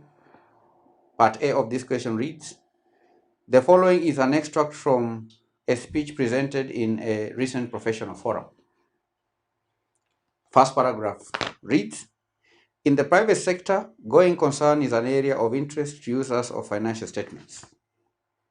Shareholders and lenders wish to know that a business will continue into the foreseeable future before they can make investment or lending decisions. Paragraph 2. The going concern concept in the public sector differs from that in the private sector. This is because most public bodies, whether government departments, devolved administrations, local public bodies, or national funds, have a statutory existence that makes technical insolvency almost impossible. Lastly, the last paragraph, despite that, stakeholders in the public sector still have an interest in knowing whether these institutions are financially sustainable. Required, in the context of the above statement, discuss 8 factors that an auditor would consider in determining the going concern assumption of a public entity. So we've read that in the private sector, going concern is an area of interest to users of financial statements, and shareholders and lenders wish to know that a business will continue into the foreseeable future before they can make investment or lending decisions. The second paragraph says that the going concern concept in the public sector differs from that in the private sector. This is because Most public bodies, whether government departments, devolved administrations, local public bodies, or even national funds, have a statutory existence that makes technical insolvency almost impossible. Despite that, shareholders or stakeholders in the public sector will still have an interest in knowing whether these institutions are financially sustainable. Required in the context of the above statement, discuss 8 factors that an auditor would consider in determining the going concern assumption of a public entity. Now, candidates, while technical insolvency may be less likely in public entities, their going concern can still be impacted. So the question is, what are some of the factors that an auditor should consider when assessing the going concern assumption for public bodies? That is the question we are going to answer first. Part A. Factors that an auditor should consider in determining the going concern assumption. Now, the first factor to consider is government funding. The government funding reliance. Government funding reliance. What does that mean? That means that the entity's dependence on government funding and stability of such funding plays a key role. And significant funding cuts or uncertainties can threaten the ability to continue in operation. So when determining whether a public entity will continue operating in the foreseeable future, to determine the going concern assumption of a public entity, the auditor should check government funding reliance, such that if there is significant funding cuts for a given public entity or department, then that department is likely not to continue in operating in the foreseeable future. Do you understand? Government funding, because without funding, organizations or departments cannot operate. So the going concern may be threatened for an organization or a department or an entity of government where there are significant funding cuts. 2, financial sustainability. The auditor can consider financial sustainability. The auditor should assess the entity's long-term financial position, including operating margins, debt levels, and also cash flow, because unsustainable financial practices or inability to generate sufficient revenue may raise concerns or may affect the going concern of such an entity. Financial sustainability ought to be considered by an auditor when determining the going concern of an entity. 3, legislative changes. Legislative or regulatory changes. Changes in laws, changes in regulations should be considered. These are potential changes in laws, regulations, changes in accounting standards should be considered. These are changes that may impact the entity's operations or funding, and therefore unexpected changes can disrupt financial stability of a government entity. 4, public policy priorities. Public policy priorities. The auditor should analyze how changes in government priorities or public policies may affect the entity's funding or mandate, because shifting priorities could lead to reduced resource allocation, jeopardizing operations of a government department or institution. Public policy priorities can be considered when determining the going concern assumption in the public sector. 5. The economic environment, the social environment should be considered. Economic and social environment. The auditor ought to assess the impact of the broader economic and also social factors like economic downturns, social unrest, natural disasters, which can disrupt operations and reduce demand for services that are offered by a given public sector entity. 5 or 6, this is 6. Operational efficiency and effectiveness. How effective is the entity? How efficient is the entity? Operational efficiency and effectiveness. The auditor ought to evaluate the entity's efficiency in using resources and achieving its objectives, because inefficiencies or failure to deliver on mandates can affect public support and future funding. So if an auditor is to determine the going concern of a given public sector entity, then he may, or the auditors may have to evaluate how the entity utilizes resources. So if there are wastages and inefficiencies, or if the entity fails to deliver on mandate, then that can affect future funding. Operational efficiency and operational effectiveness.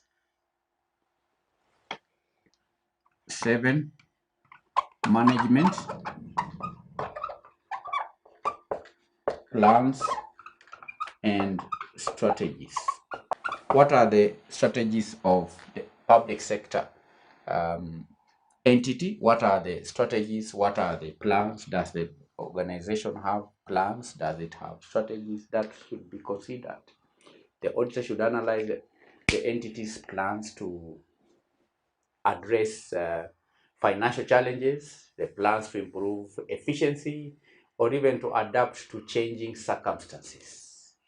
Because robust and credible plans can mitigate the going concerns, the concerns of going concern. You understand? Management plans and strategies ought to be evaluated by the auditor. 8. Public confidence. Does the public have confidence in the public sector entity? Or even stakeholder confidence and, let me say, and stakeholder support. Public confidence and stakeholder support. The auditor ought to check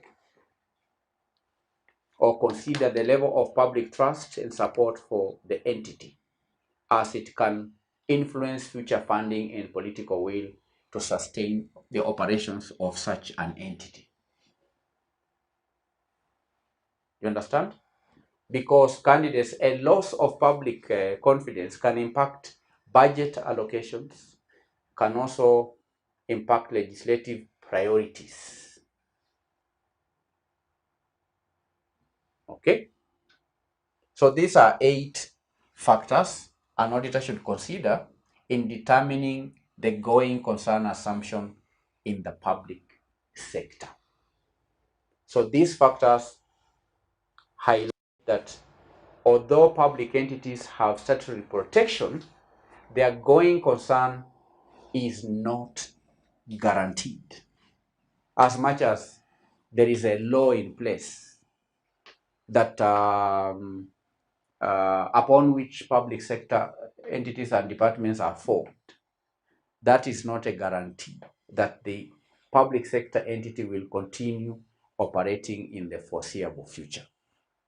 And auditors must thoroughly assess their financial sustainability, must assess the external environment, must access the future plans that the organization has, provide an informed decision so that the auditors can provide an informed opinion on the ability of the entities to continue as a going concern. So these are 8 factors. 1, government funding reliance. 2, financial sustainability. 3, legislative and regulatory changes. 4, public policy priorities. 5, economic and social environment. 6, operational efficiency and effectiveness. 7, management plans and strategies. 8, public confidence and stakeholder support. So all these factors can affect the going concern of any public sector entity. And therefore, when the auditor is carrying out his or her audit, he must consider these factors in determining whether an entity is a going concern or not. That is question 2A. Question 2B reads, describe 4 procedures that an auditor might perform to identify subsequent events occurring after the financial year end in a company. Procedures an auditor should perform. What are the procedures for identifying subsequent event? What should the auditor do to identify subsequent event? What are the procedures? 1 is to inquire from management. Inquiry, right? Inquiry of management. This means just talking to the management, asking questions. Ask questions regarding subsequent events, because managers are the ones who are in charge with the operations of an organization. So if an auditor would want to identify subsequent events, then it becomes obvious. Talk to the management. Discuss with the management whether any significant events occurred after the reporting date that may affect the financial statements. Why? Because the management has a responsibility to disclose such events. Discuss with the management. Ask questions. Inquire. Are there any subsequent events? So that is a procedure an auditor can perform to identify subsequent events. 2 is review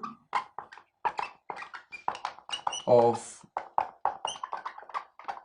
external sources. Review of external sources. The auditor can monitor news articles, industry publications, regulatory filings for any events impacting the entity or its sector after the reporting date. Review external sources, publications, newspapers, social media, industry publications, regulatory filings.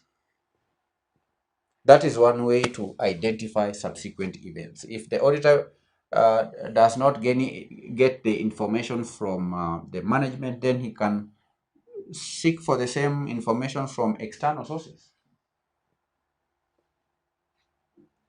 Performance of analytical procedures. Performance of analytical procedures. That's another procedure that an auditor can perform to identify subsequent events. This is the auditor can perform analytical procedures by comparing the key financial ratios to identify any trends with the prior periods. The auditor can also perform or can also compare the company's financial ratios with industry benchmark. And any unexpected changes between industry, between the financial ratios of the company and the benchmark, the industry benchmark, or between the company and previous periods, any unexpected ratios could indicate the occurrence of subsequent events. Perform analytical procedures. 4. Follow up audit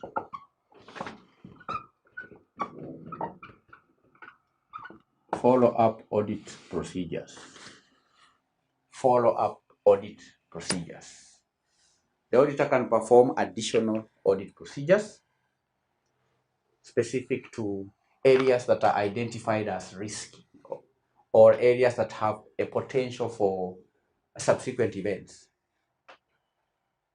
And that may involve rechecking accounts receivables or confirming bank balances, accounts payables, and so on. So these are 4 audit procedures that the auditor can perform in order to identify subsequent events. And by implementing these procedures, auditors can identify and appropriately address subsequent events that may affect the accuracy and the completeness of the as well as the reliability of the financial statements. 4 procedures, 8 marks. 1, 2, 3, 4, 8 marks. That is part B of the question. Part C reads, your audit firm KKCOLLP has been the auditor of Express Limited, a leading online retailer that was established a few years ago. At inception, the company had an average delivery time of a week, but has since grown to an average delivery time of between 1 and 5 days. The company started with 3 employees and has grown to 1,000 employees, including 150 customer service team who are available 7 days a week. It has emerged that an employee stole 20 million shillings by manipulating vendor payment records, pointing to the risk of fraud facing their trading platforms. Required, prepare a proposal to the directors of Express Limited explaining Roman 1, the need for an internal audit function in the company. Roman 2, the benefits of outsourcing the internal audit function. So you are to prepare a proposal, and the basis of the proposal is 1, the need for an internal audit function in the company, and the benefits of outsourcing the internal audit function. So this is a proposal from the auditor to the company, which is known as the Express Limited. All right. Part C required candidates to prepare a proposal for establishing an internal audit function. Prepare a proposal to the auditors explaining the need for an internal audit function in the company and the benefits. So the proposal is this is a proposal to Express Limited.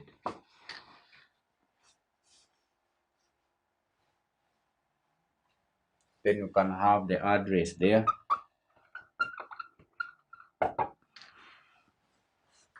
So this proposal is to the Express Limited, and it is from the auditors. These are auditors. The name of the auditors, K what? KKCO, KKCO LLP, LLP.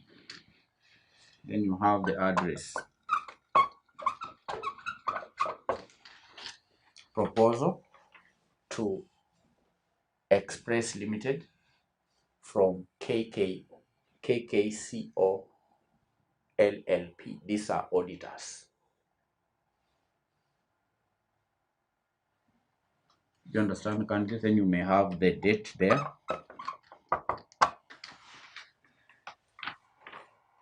The date. Because we have dates. The date. You can have the date, any date, teacher's date. Then you have the subject, which you can say establishment of the audit function. Establishment of the audit function. Establishment of internal audit function. Should be internal audit function. Let me have it. Establishment of internal audit function. That's the subject of the proposal. Establishment of an internal audit function.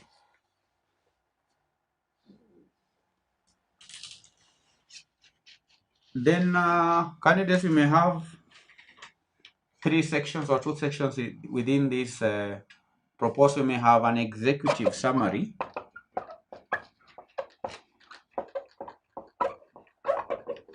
but looking at the marks candidates, this is for knowledge, but an executive summary may not be a must. What is important in this proposal is to capture the need for an audit function and the benefits of outsourcing the internal audit function. Though you may have an executive summary where you highlight the problem that the company has had, because we've read that the Express Limited has experienced phenomenal growth in the recent past. It has experienced phenomenal growth. We read that the company initially had how many employees? The company started with 3 employees and has grown to 1,000 employees. So the company has experienced phenomenal growth in the recent years, expanding its workforce, expanding services. You can see, including 150 customer service team who are available 7 days a week. So that could be the introduction to this proposal, that the company has experienced phenomenal or substantial or significant growth in recent past, expanding its workforce, services, and delivery capabilities. We've seen it delivers within 7 days a week. And because of this rapid growth, we can say this rapid growth presents new opportunities and challenges, particularly regarding the internal audit function within Express Limited, to address the evolving needs and safeguard the company's financial health and operational efficiency. So that could be what you can write under the executive summary. You summarize the problem.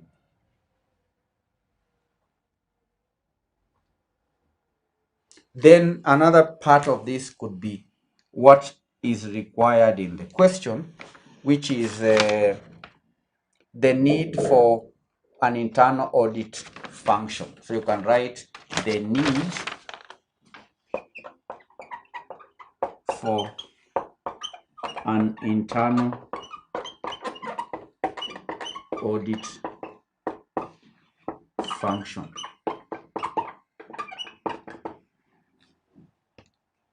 That's another part of the proposal, the need for an internal audit function.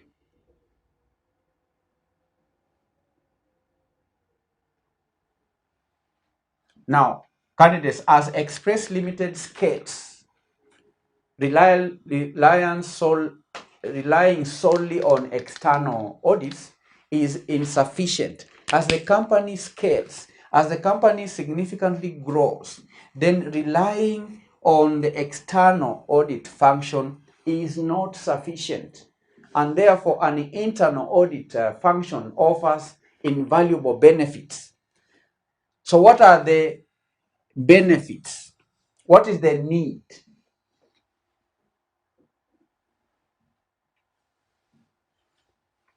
Why should the company establish an internal audit function? That's the question. The need for an internal audit function.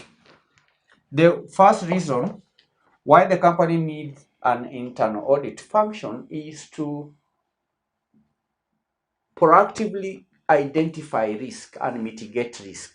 Proactive risk identification and mitigation. Proactive risk identification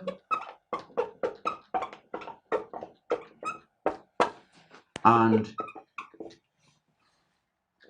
mitigation.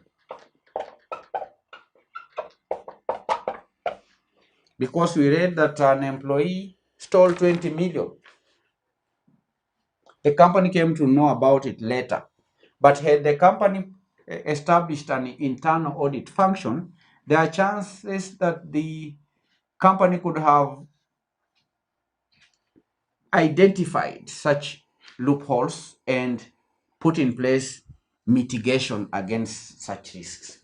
Risk identification and proactive risk identification and mitigation is a reason why there is need for an internal audit function in Express Limited. This refers to continuous internal audits proactively to identify vulnerabilities in the internal controls, preventing potential fraud, preventing errors, preventing inefficiencies before they become costly problems. That's one reason why the company needs to have an internal audit function. 2, an internal audit function can lead to improved governance and compliance. Improved governance and compliance, because internal audits ensure adherence to internal policies. The audits may also help in regulatory requirements, adherence to regulatory requirements, adherence to ethical standards, and thereby promoting strong corporate governance. That's why this company needs to establish an internal audit function so as to improve governance and compliance. 3, given that this company has grown from 3 employees to 1,000 employees, an establishment of an internal audit function can lead to enhanced operational efficiency. Enhanced operational efficiency. That is the role of an internal audit function. How does establishment of an internal audit function lead to enhanced operational efficiency? This is how. Enhanced operational efficiency is achieved through regular audits, which analyzes processes and workflows. Regular audits analyzes processes, because we are talking about operational efficiency. It analyzes processes, it analyzes workflows. And out of that analysis, the audits identify opportunities for improvement and streamlines operations for increased cost effectiveness. This company needs an internal audit function for increased operational efficiency.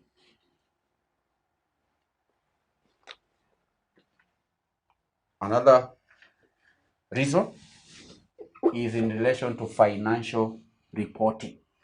Financial reporting.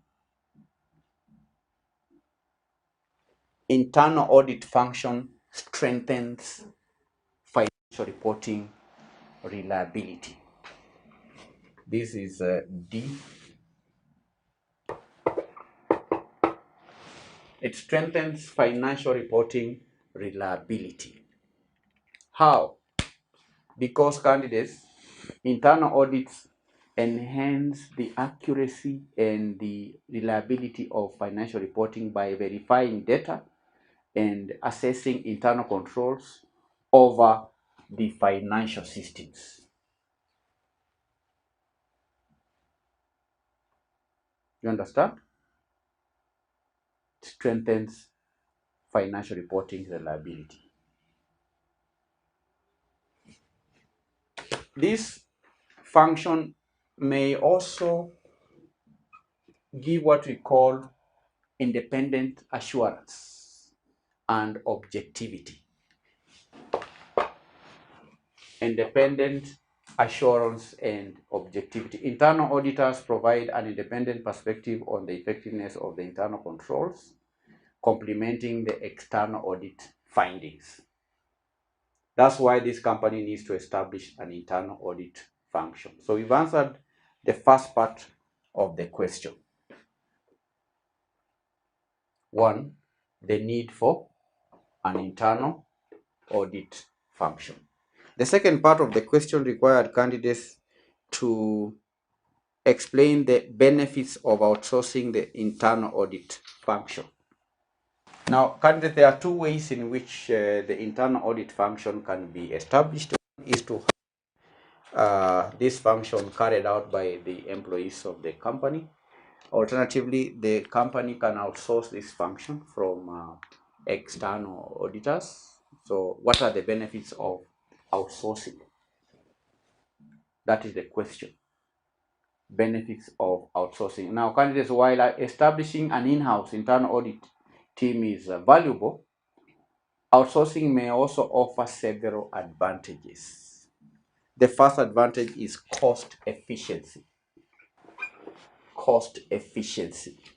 Outsourcing eliminates the need to recruit, eliminates the need to train, and also to manage a dedicated internal audit personnel. And that reduces fixed costs, and also it offers flexibility based on evolving needs. This is a benefit of cost efficiency.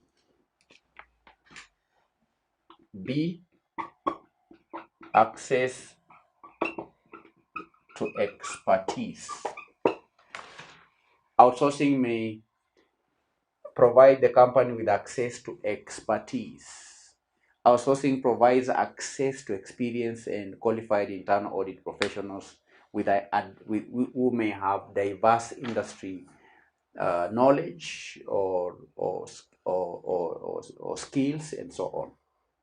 So by outsourcing, the company can have access to wide range of internal audit professionals who may have industry knowledge that the company may not have if it were to have an in-house audit team.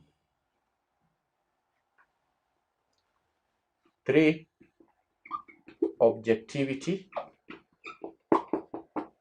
and independence. Objectivity and independence. External internal auditors bring an objective and independent perspective which is free from potential bias within the organization. 4, Scalability. Scalability. Now, outsourcing allows for scaling the internal audit function as needed without incurring additional fixed costs during periods of growth or during periods of contraction. So we have scalability. Lastly, flexibility. Choosing an external audit, um, choosing to outsource the internal audit function can lead to flexibility. It offers flexibility in tailoring services to address specific risks, to address specific priorities, and also to maximize the value of the internal audit efforts. So these are 5 benefits of outsourcing the internal audit function. So you recall candidates, in these questions, candidates were to develop a proposal to Express Limited as KKCO auditors. The subject of this proposal is establishment of internal audit function. Then I began by saying that when doing a proposal, it's good to have a brief introduction, what we call an executive summary, where in this case the candidates or the auditors are to highlight the reason for having the proposal. And we said that because the company has grown significantly in the recent past from 3 employees to 1,000 employees, and given that the company is experiencing challenges where an employee stole 20 million, then there is need to have internal audit function. And in this question, we have highlighted 4 reasons for the need for having an internal audit function. That is proactive risk identification and mitigation is the first reason. Improved governance and compliance, number 2. This function can also enhance operational efficiency. Number 3, may strengthen financial reporting reliability. The function can also give rise to independent assurance and objectivity. Then the question required candidates on to highlight the benefits of outsourcing the internal audit function. We've seen one benefit is cost efficiency, access to expertise. Then there is objectivity and independence, scalability and flexibility. Within this proposal, candidates, you may have recommendations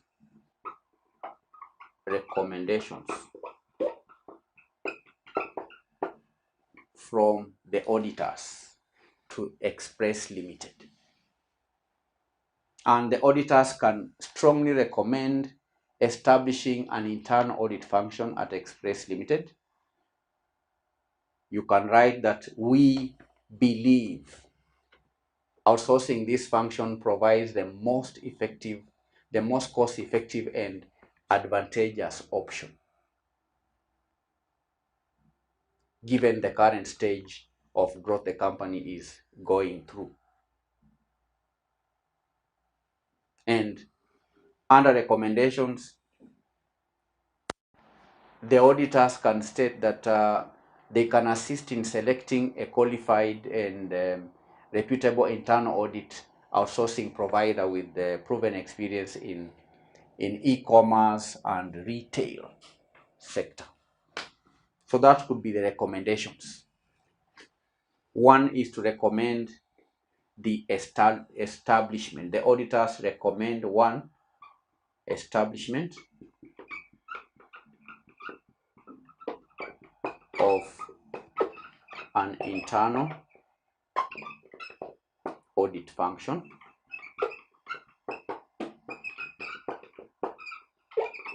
Then under recommendations, the auditor can volunteer in assisting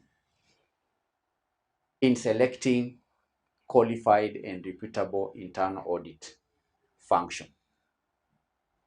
I've mentioned about outsourcing as another recommendation. You understand? Outsourcing the function may be more cost effective. Outsourcing. The auditors can recommend you outsourcing, and also 3, assisting in identifying internal auditors.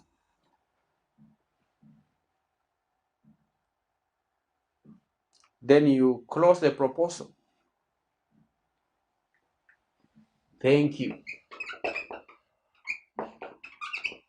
Thank you. Sincerely yours. Then you sign. But candidates where the marks were mainly allocated under these two categories, because these are only 4 marks for each. These 4 marks. Any 4 points here would earn 4 marks. Any 4 points here, 4 marks. That is the body of the proposal.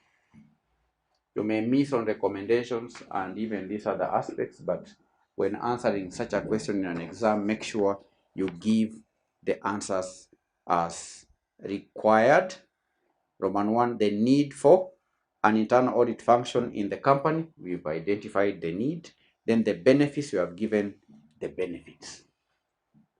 So that is it for question 2, December 2023, Advanced Auditing and Assurance. Thank you for attending the lesson. We'll meet in our next session where we will answer question number 3. And please attempt the question before joining the next class. Bye-bye.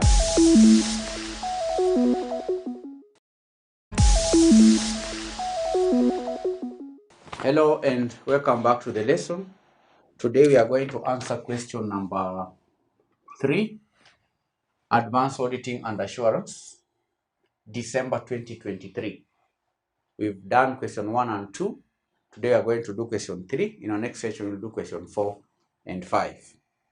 Question 3 reads as follows. CompuMax Limited is one of your audit clients for the year ended 30th June 2023.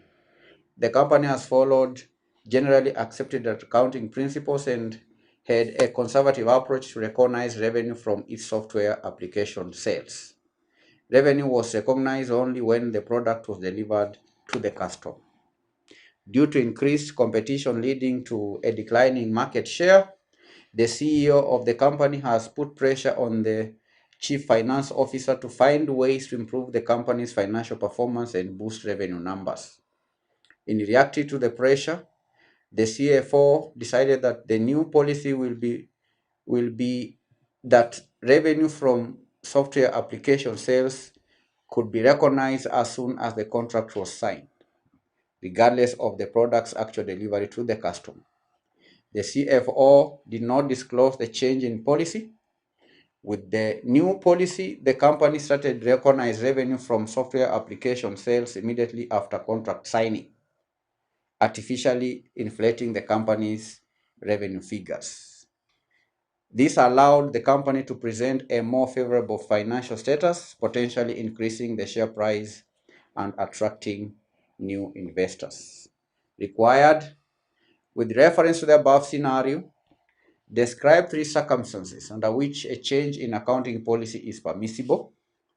Roman 2, summarize 3 disclosures that could be made in the financial statements regarding the change in accounting policy. Roman 3, discuss 5 audit procedures that are necessary where an entity has changed an accounting policy.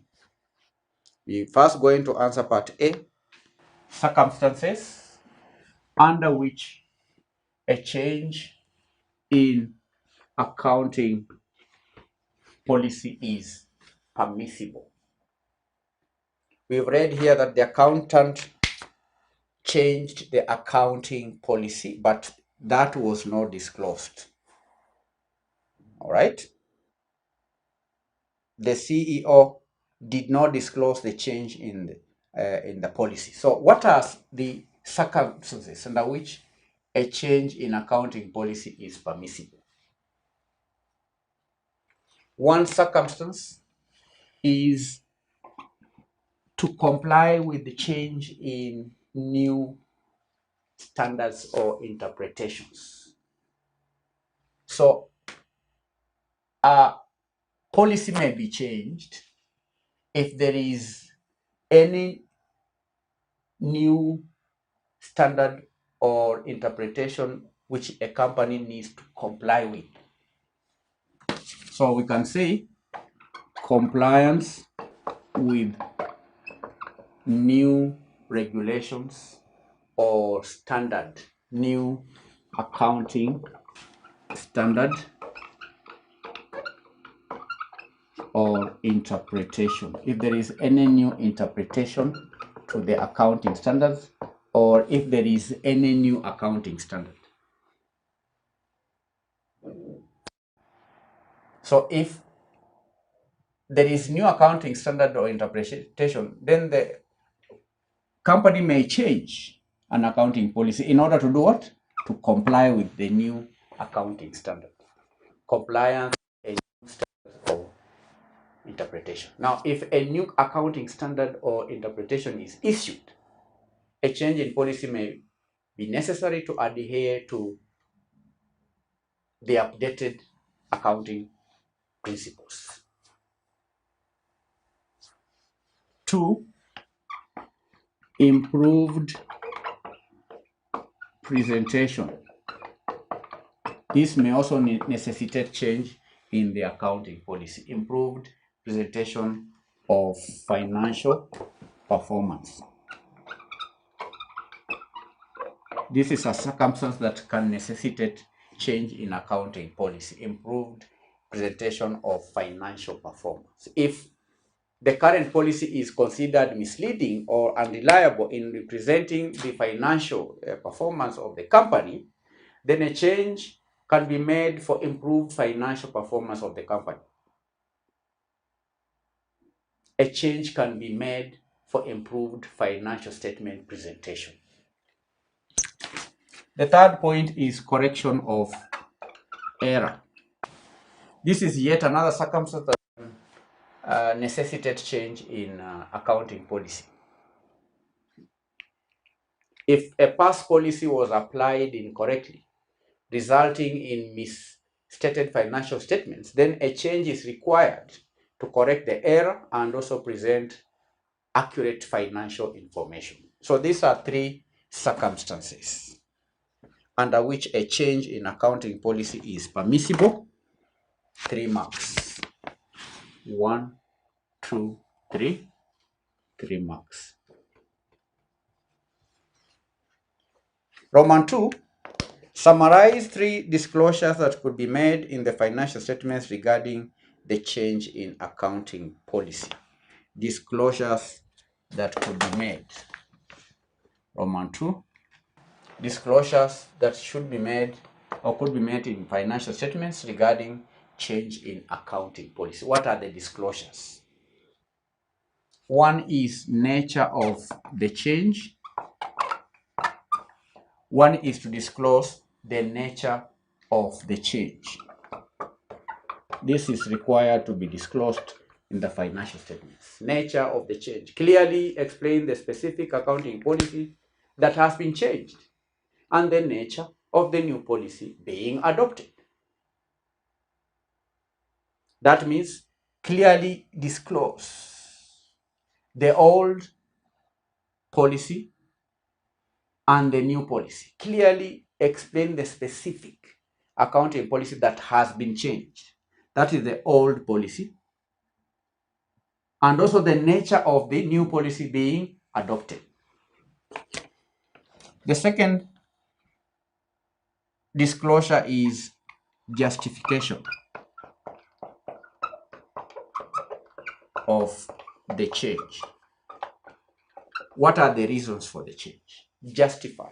Provide rationale for the change, explaining how it improves the presentation of financial performance, and also you ought to provide more relevant information to users. Why is the change being made? That's obvious, is it not?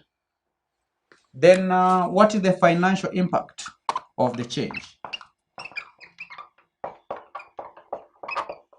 If there's a change in accounting policy, for example, the policy on depreciation, what will be the impact of such change on the financial statements? In disclosing, the accountant ought to quantify the financial impact of the change on current and future periods, including income, expenses, the assets, including liabilities, and so on. What is the impact of this change on assets, liabilities, and expenses? And that may involve comparative statements showing the effect of both policies. So candidates were to give 3 disclosures that could be made in the financial statements regarding the change in the accounting policy. 3 marks. 1, 2, 3. 1, 2, 3 marks.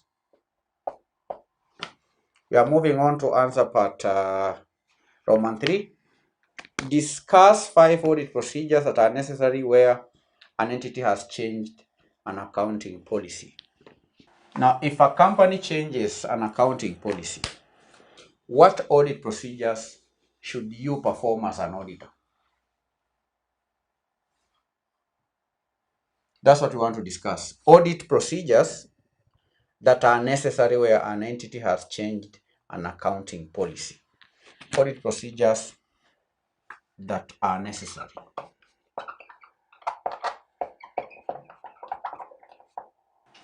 Audit procedures that are necessary for policy change. The first procedure is review of documentation. Review of documentation. The auditor ought to examine the official policy statements, the board minutes, the management memos, in order to understand the rationale and the decision-making process behind the change. You understand? Review of documentation surrounding the policy change. Another procedure is to reassess the accounting records. Reassessment of the accounting records. This may include recalculation of financial statements under both the old and the new policies to assess the materiality of the change and to ensure proper application of the new policy. So the auditor may compute, for example, if there's a change in the depreciation policy, the auditor may calculate the net income of the company under the old policy and the new policy, then compare the two to find out if there is any material difference as a result of the change. Reassessment of accounting records. It may include recalculating the financial statements, items, and so on. Testing of internal controls is another audit procedure. Testing of internal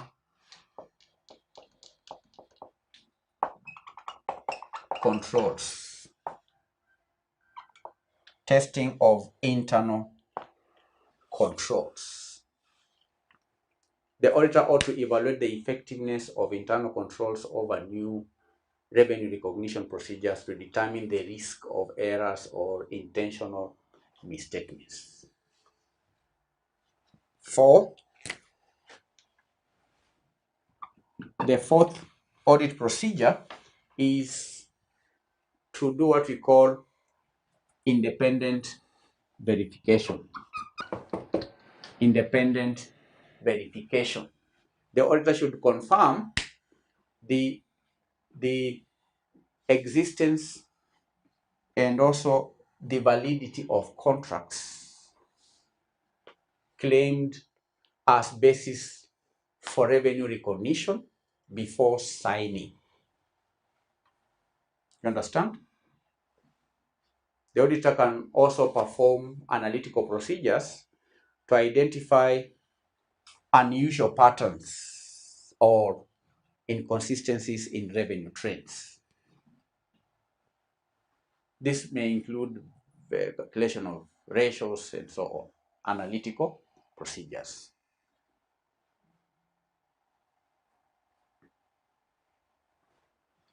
Disclosure.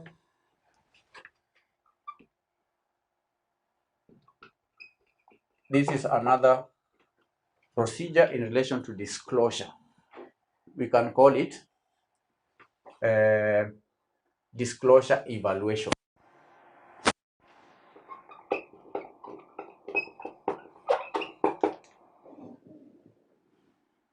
Evaluation of disclosure in relation to the policy change.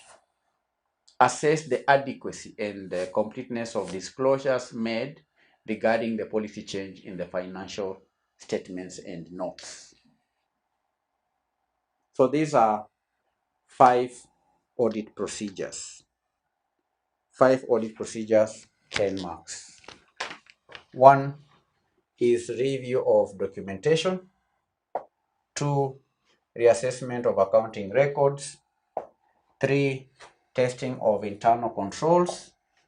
4, independent verification. 5, disclosure evaluation. So candidates, by carrying out these audit procedures, the auditor can ensure that the change in accounting policy is justified, it is properly applied, and also adequately disclosed, upholding the integrity and the reliability of the financial statements. You understand? So that is what ought to have, what the auditor ought to do, because remember, this question is being set on from the background of the scenario that has been provided, and this analysis candidates helps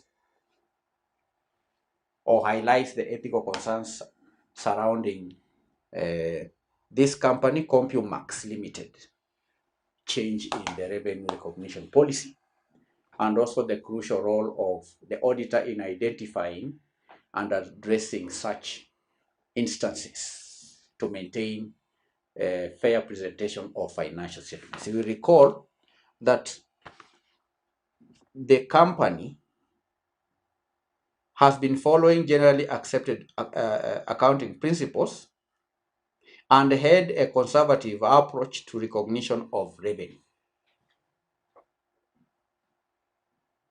And here we read that revenue was recognized only when the product was delivered to the customer. But there has been increased competition leading to declining market share,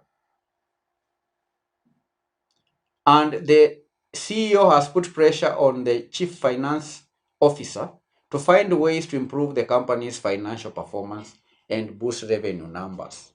So what does the CFO do? The CFO decided that he should change the policy for revenue recognition, where sales would be recognized as soon as the contract was signed, regardless of the product's actual delivery to the customer. So, and the CEO did not disclose the change in policy. That's why I say that this analysis highlights the ethical concerns surrounding CompuMax change in revenue recognition. The CFO did not disclose the change in policy. And we read that with the new policy, the company started recognizing revenue from software application sales immediately after contract signing, artificially inflating the company's revenue figures. Artificially inflating the company revenue figures. So that's why, as an auditor, additional audit procedures ought to be carried out, and we've highlighted 5 such audit procedures. Now that is part A of the question. Part B of the question reads, the question on whether a change constitutes a change in policy or change in estimate has been a major source of discussion among accountants and auditors. Distinguish between a change in accounting estimate and a change in accounting policy. We are going to have the distinction in form of a table. First column will be basis for distinction. Then you'll have change in accounting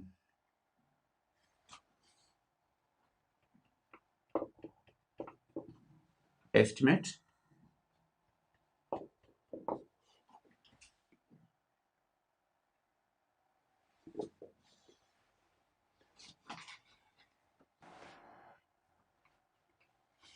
Now, candidates, when faced with a question that requires you to distinguish between two things, is advisable that you have the distinction in form of a table for easy presentation, better presentation. So we are going to distinguish between change in accounting estimate and change in accounting policy. Right?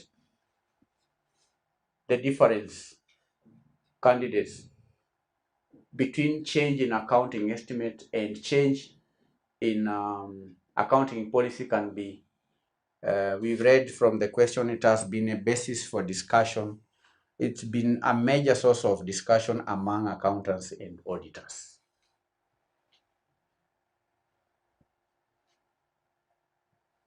So what's the difference between change in accounting estimate and change in accounting policy? Sometimes, candidates, you can distinguish phrases or terms based on definition. What does change in accounting estimate entail? Now, change in accounting estimates adjusts the carrying amount of an asset or liability. This one adjusts the carrying amount of an asset or liability. Change in accounting estimate adjusts the carrying amount of an asset or liability or related expense. You understand? Let me say, or related expense.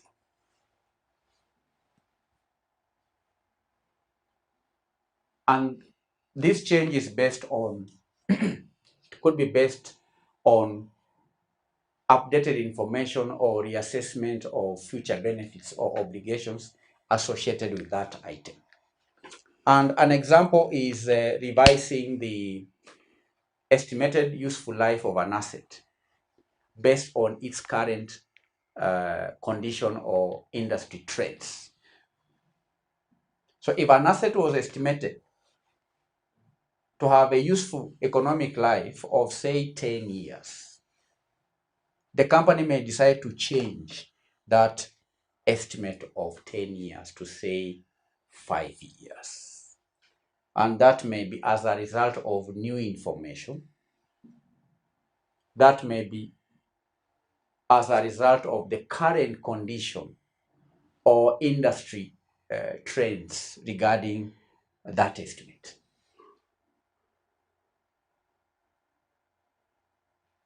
So that is the meaning or what change in accounting estimate entails.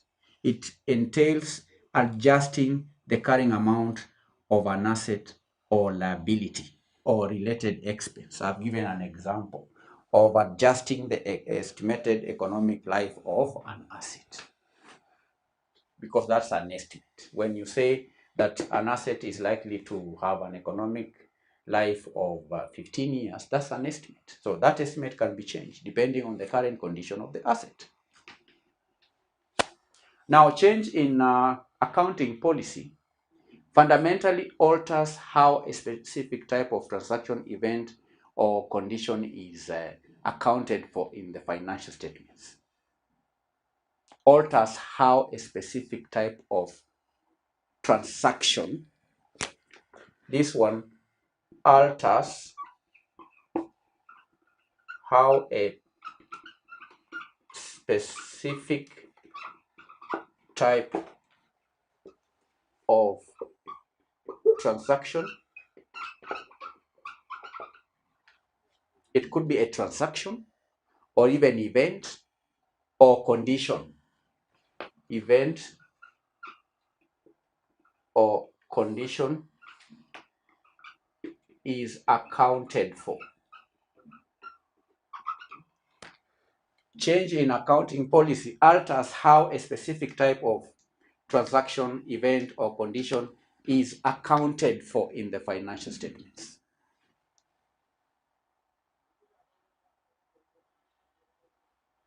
An example could be switching from the straight line method of depreciation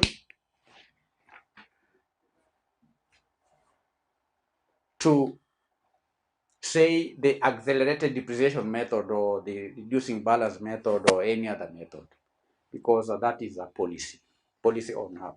So that could be an example. So this one alters how specific type of transaction, event, or condition is accounted for in the financial statements.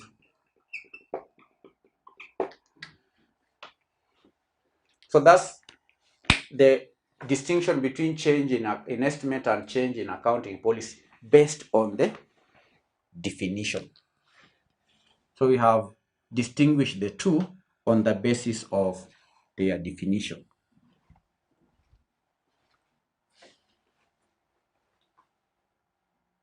You understand? Another basis for distinction could be application. Application. Application.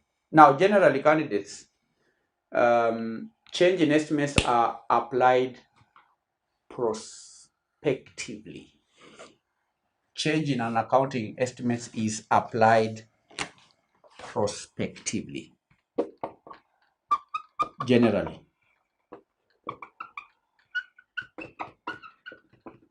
Change in accounting estimates are applied prospectively. Are applied prospectively. What does that mean? That means that such a change has an impact on the future periods only, and the existing financial statements remain unchanged. Existing financial statements remain unchanged. Change in accounting estimates only affects future periods.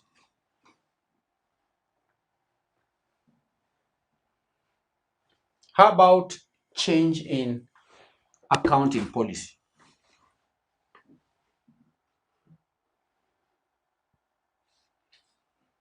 Now, here the change is applied retrospectively. It is applied retrospectively. Applied retrospectively.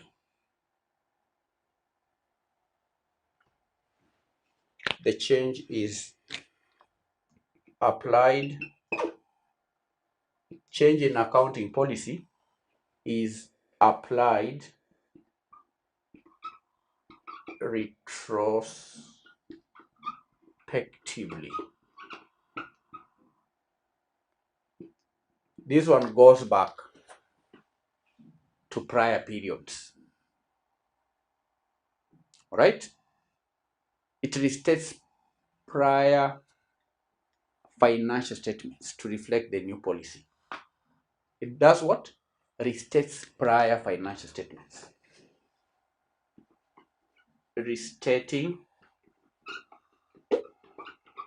prior financial statements to reflect the change in the accounting policy. This one looks to the future, and the existing financial statements remain unchanged. That is the second distinction. You understand? This is the second distinction based on application. The third one is based on justification.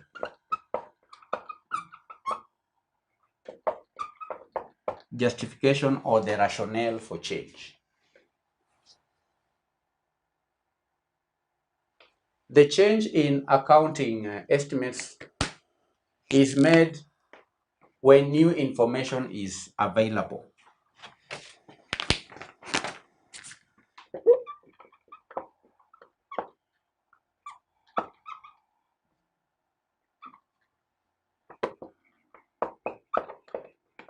Availability of new information. New information becomes available or existing estimates prove inaccurate. Where where the existing estimates prove inaccurate, then that necessitates change in accounting estimate.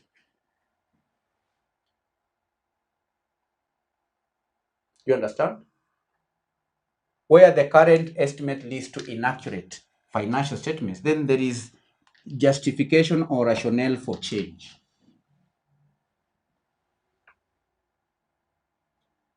That's the rationale. But for change in accounting policy, the rationale for change in accounting policy is to improve comparability and consistency.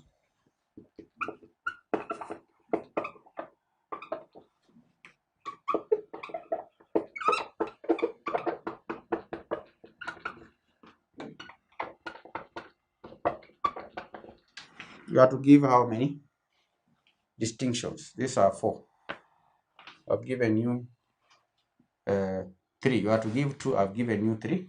Now, for change in accounting policy candidates is to improve comparability, to improve consistency, and what we call representational faithfulness.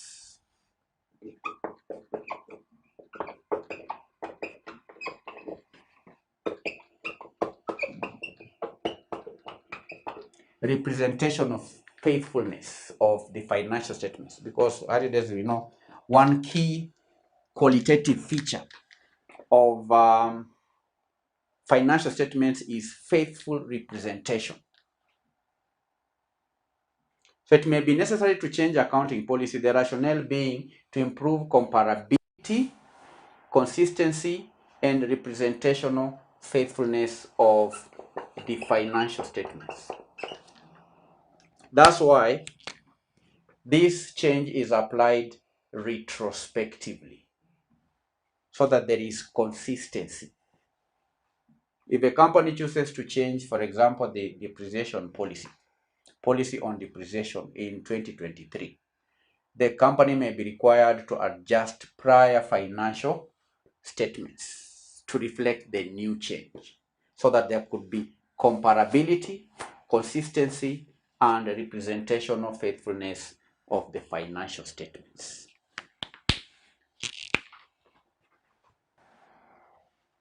So that's it for question 3. We've answered part A, which had Roman 1, 3 marks, Roman 2, 3 marks, Then there is Roman 3. How many marks? Roman 3. These are 10 marks. Then there is part B of the question. Distinguish between change in accounting estimates and change in accounting policy. We've distinguished 1 mark, 1 mark. Application, change based on application, 1 mark, 1 mark. Then we have made another distinction based on justification or rationale for change. This is 1 mark, 1 mark. So any two distinction or differences here would earn the candidate 4 marks. Points here would earn you 4 marks. Another justification could be disclosure. So there are many differences. Disclosure. And both needs disclosure, but the extent of disclosure is dependent on the extent of the change. So these are 20 marks. We've answered question 3, December 2023, Advanced Auditing and Assurance, that was done by the CPA Advanced Level candidates. Thank you for attending the lesson. I'm going to answer this 4th question in our subsequent lesson, next lesson. But before you attend the lesson, please do the question on your own, so that when you are answering the question here on the board, we compare notes. That's the best way to revise. Bye-bye.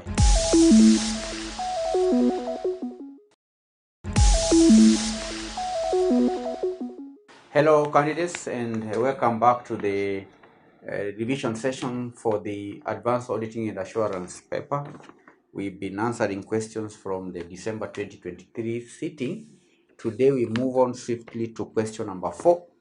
Part A reads, during the audit of the financial statements of WX Company Limited for the year ended 31st December 2022, the auditors realized that new information had not been accounted for when the management prepared the financial statements had come to their notice as follows. 1. A court case in which a customer had sued the company for goods that got lost in transit from one of the company's stores was decided against the company. Although the company had made a provision for a refund of the deposit paid on the goods, the court also awarded the customer the cost of the suit and general damages. The total amount payable now exceeds the provision. 2. A customer who owed the company a substantial amount of money and had been having problems paying has had to close business after his bank, from which he had obtained a loan, petitioned for liquidation of the business. Although he had invested the bank loan in a building project, the building had stalled before completion. The materials purchased from WX Limited had already been used in the project which the bank has attached as a collateral for their loan. WX Limited may never be paid the balance on this account. 3. During the rapid fluctuations of the foreign exchange rate, the directors feel that some of the inventory purchased earlier would not be replaceable if sold on the basis of their initial import costs, and have suggested a revaluation of the inventory as a way of safeguarding the business from possible losses. Required, in each of the situations explained above, discuss the auditor's advice to the management of WX Company Limited in order to minimize the risk of material misstatement resulting from the events. I urge you to read the question again, get to understand what issues are being raised here. We read, let me take it again, that the auditors realized that new information that had not been accounted for when the management prepared the financial statements had come to their notice as follows. So 1, 2, 3, the information contained in note 1, 2, 3 had not been accounted for. One is in relation to a court case in which a customer had sued the company for goods that got lost in transit from one of the company's stores. This case was decided against the company.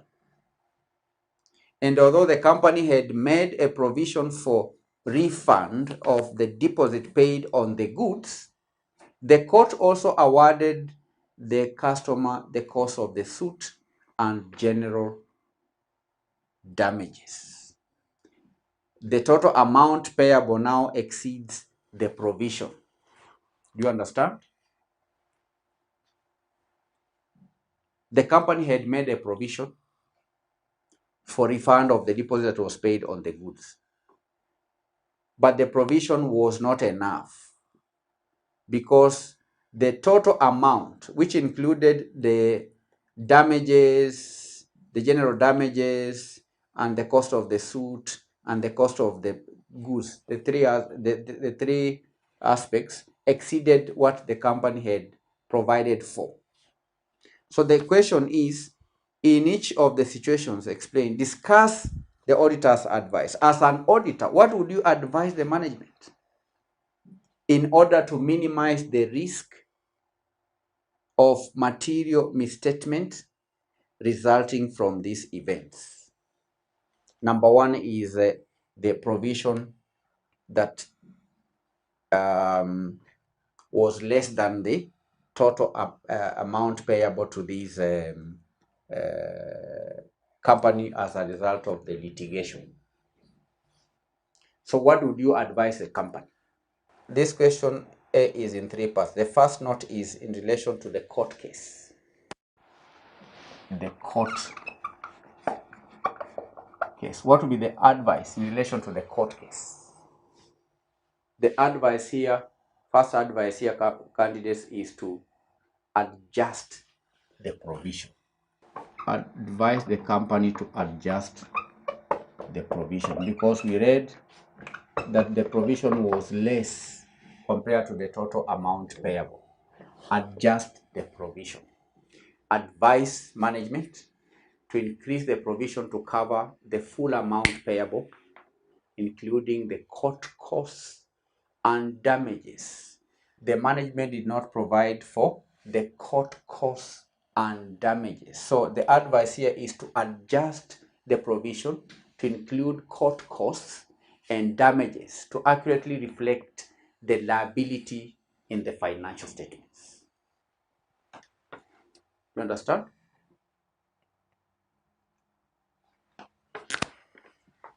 The second piece of advice is in relation to disclosure. Disclosure. Disclosure. Recommend clear disclosure of the court case outcome and its financial impact in the notes to the financial statements to ensure transparency for users. That is the advice in as far as the court case is concerned. Then the second area or problem is note number 2, which I read: a customer who owed the company a substantial amount of money had been having problems paying has had to close business after his bank from which he had obtained the loan petitioned for liquidation of the business. So candidates, you can see here we have how many parties? We have this WC company. This company has a debtor. We read a customer who owed the company. There is this debtor who owed this company. All right? A customer who owed the company a substantial amount and had been having problems paying has had to close business. So this debtor closed business before paying this substantial amount owed to WC company. So this debtor owed this company because this debtor was not able to pay. And the debtor, well, let's read it again, after his bank from which he had obtained a loan. So there is a bank here. This debtor obtained a loan from this bank. This bank petitioned the court to liquidate this debtor, meaning that this debtor's assets were realized in order to pay the bank loan. All right? Petitioned for liquidation of the business. Although he had invested the bank loan in a building project, the building had stalled before completion. The materials purchased from WC had already been used in the project. So this data had taken materials to build from WC. This material had been used in constructing a building which is to be liquidated. This building is to be liquidated. The building had stalled before completion. The materials purchased from WC had already been used in the project, which the bank has attached as a collateral for the loan. So this business cannot claim this building because this building has been attached. That means that the building technically belongs to the bank because this bank had advanced a loan to this debtor and used this building as a collateral, such that if this loan is not paid, this building is realized to pay off the loan that the debtor owes the bank. So you can see Lucy cannot recover the money from this debtor because the debtor cannot pay. The material that was used to build, to construct this building cannot be recovered. The cost of material cannot be recovered because this building has been attached. The bank has the right to sell the building to recover the loan. You understand? Now, candidates. So the materials purchased from WC had already been used in the project which the bank has attached as a collateral for the loan. WX Limited may never be paid the balance on this account. This company may never be paid because this debtor has no money to pay. So you ought to advise. The question here is discuss the auditor's advice. What will be the auditor's advice to this company in order to minimize the risk of material misstatements resulting from these events, in order to minimize the risk of material misstatements?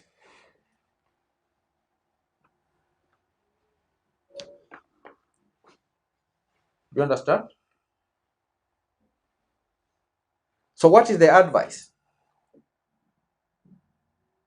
Because in two candidates, here there was one court case. Number two, you are dealing with a doubtful debt.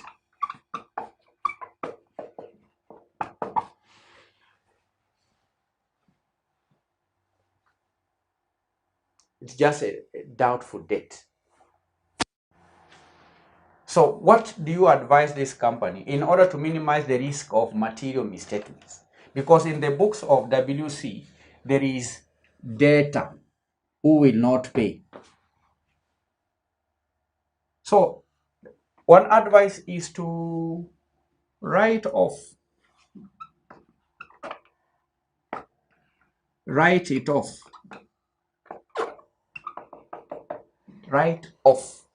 the debt.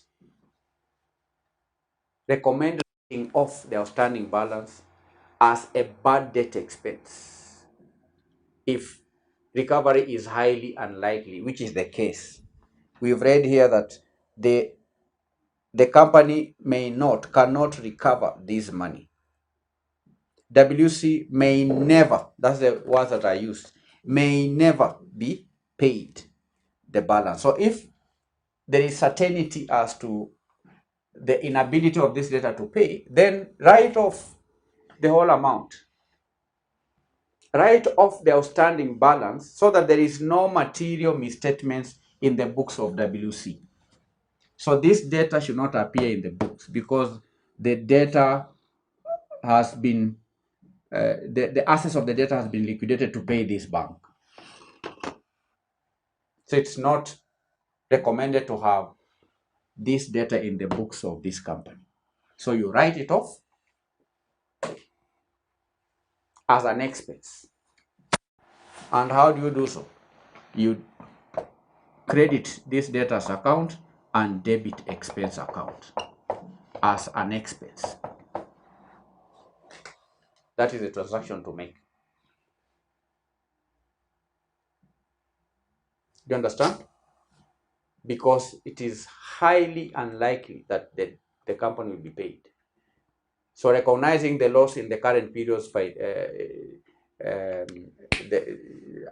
that has to be done, then recognize that loss in the current accounting period to minimize the risk for material misstatements in the books of WC Limited.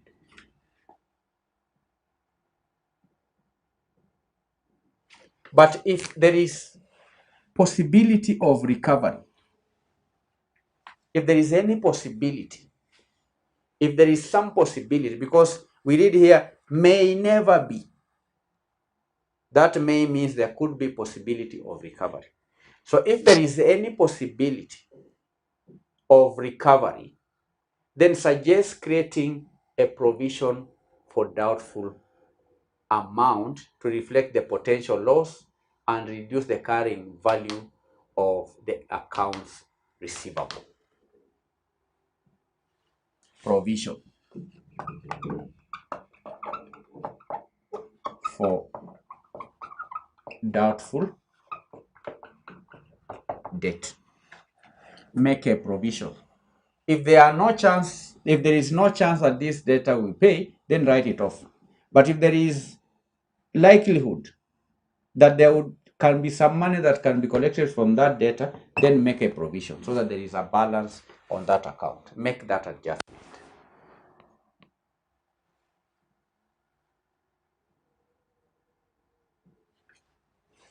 Another advice is on disclosure.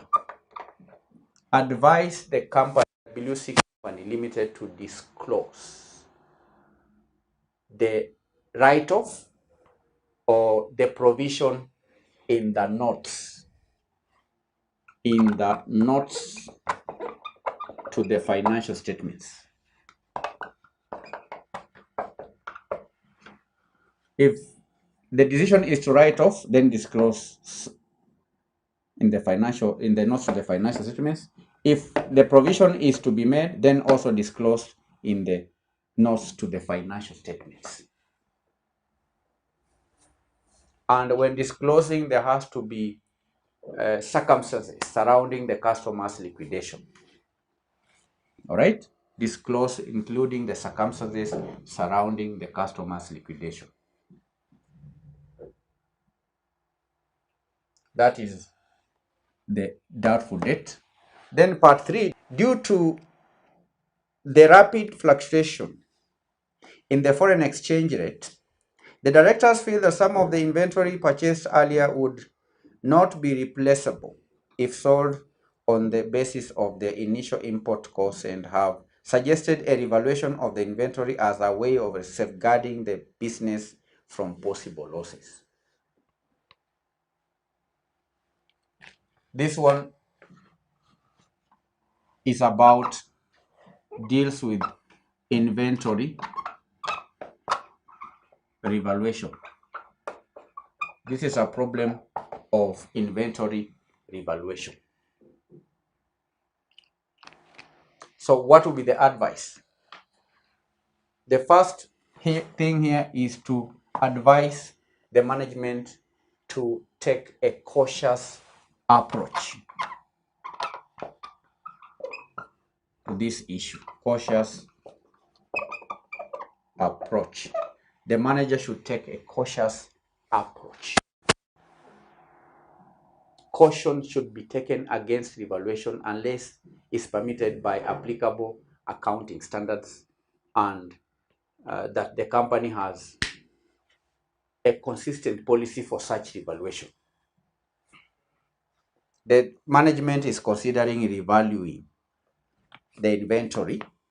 As we read, that the directors feel that some of the inventory purchased earlier, blah, blah, blah, blah, and have suggested a revaluation of the inventory. So the advice to this company is that the management should be cautious against revaluation unless it's permitted by the applicable accounting standards and unless the company has a consistent policy for such revaluations.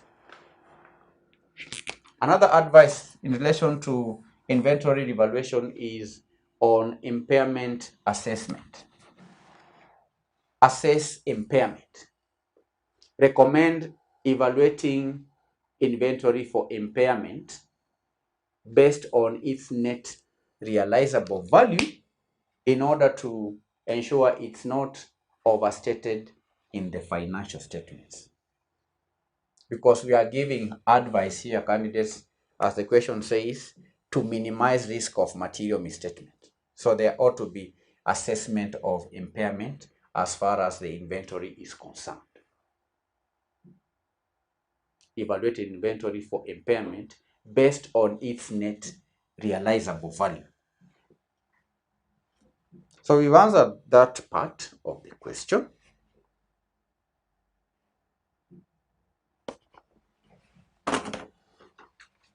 The first part dealt with court case.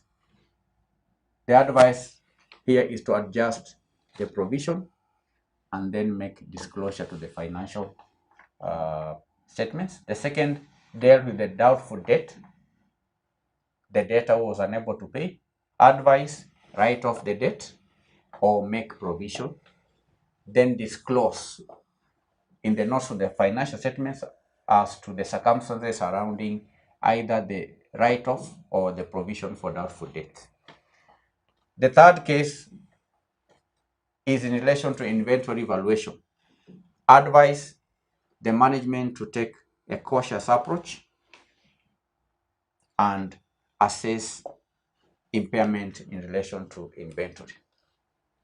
Assess impairment assessment. So even under inventory, candidates, you can have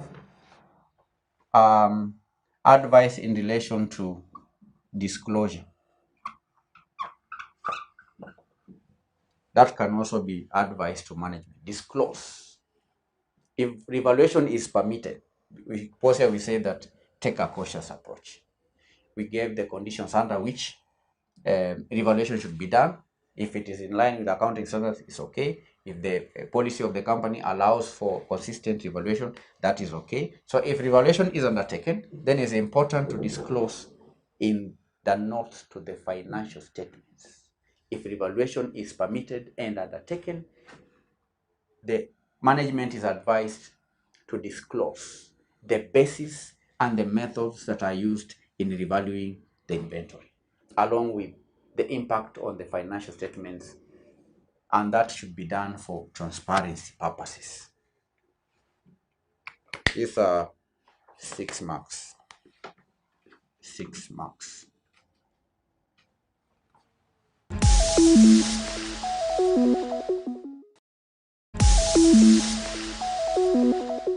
Part B of question 4 reads, in conducting the audit of historical financial statements, the auditor's objective is to obtain sufficient appropriate audit evidence on which he forms an opinion about the financial statements as a whole and report that opinion to the shareholders.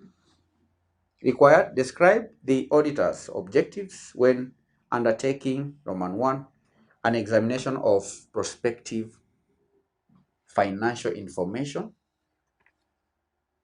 Then 2, a financial due diligence assignment. So we are to describe auditor's objectives when undertaking, Roman 1, an examination of prospective financial information. That is part B. Roman 1 is objective when undertaking the prospective financial information. But first of all, candidates, it assume that you know what prospective financial information is. So what is prospective financial information? Prospective refers to potential or future. So we are talking about future financial information. Potential, prospective, expected, and all that. So that is to say that prospective financial information refers to the financial data about future outcomes. Prospective financial information refers to financial data about potential future outcomes or future positions of an entity. It includes things like forecasts, budgets, projections, and any other forward-looking financial information that are based on assumptions about future events and management processes. And this information, candidates, is usually prepared to assist in decision-making processes such as strategic planning, investment analysis, fundraising activities, and so on. So that's the meaning of prospective financial information. But the question here is, what are the objectives? What are the objectives? That's the question. Describe auditor's objectives when undertaking an examination of prospective financial information. What are the auditor's objectives when undertaking an examination? When undertaking an examination of prospective financial information, you need to understand the question. You also need to understand the terms within the question before attempting to answer it. So what are the primary objectives of the auditor's examination of the prospective financial information? The first objective is to evaluate the reasonableness and the consistency of the assumptions and methodologies that are used in preparing the prospective financial information. 1, evaluate the reasonableness. Are the assumptions reasonable? Because we are saying that the prospective financial information is developed based on certain assumptions about future events. So are these assumptions reasonable? Are they consistent? So one reason why the auditor examines, the objective of examining the prospective financial information is to evaluate the reasonableness and also the consistency of the data or assumptions, and also the methodologies used in preparing the PFIs. And that involves evaluating whether the assumptions are supported by reasonable and supportable data, or they are consistent with historical trends and are also in line with industry standards and economic conditions. So that is one objective. Evaluate the reasonableness and consistency of the assumptions and methodologies. used in developing the prospective financial information. Now, candidates, there are times when the auditor is required to audit the PFI.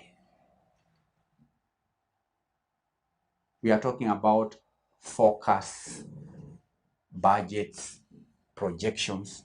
That is what we refer to as the prospective financial information, and we've defined it as the financial data about the potential future outcomes. That is objective number one. Number two, assess compliance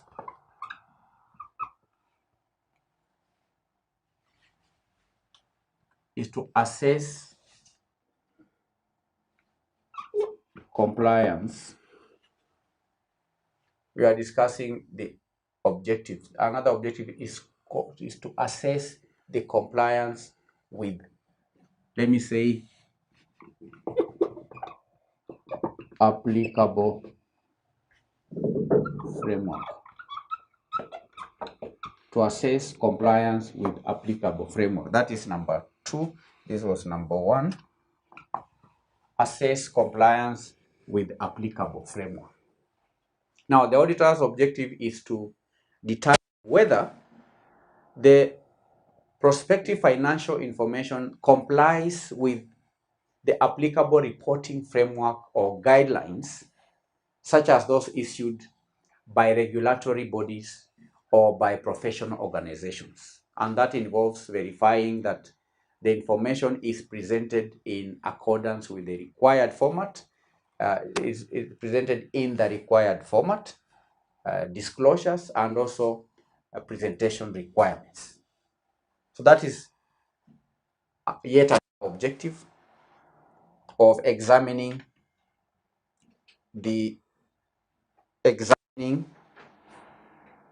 prospective financial information. Assess compliance with applicable framework. Number three, the third objective is to evaluate the adequacy of disclosure. It is to evaluate the adequacy of disclosure. Now, the auditor here seeks to ensure that the PFI includes adequate disclosures regarding the underlying assumptions, the uncertainties, and the limitations that are inherent in forecasts or projections. Because remember, we say that PFIs are developed based on assumptions.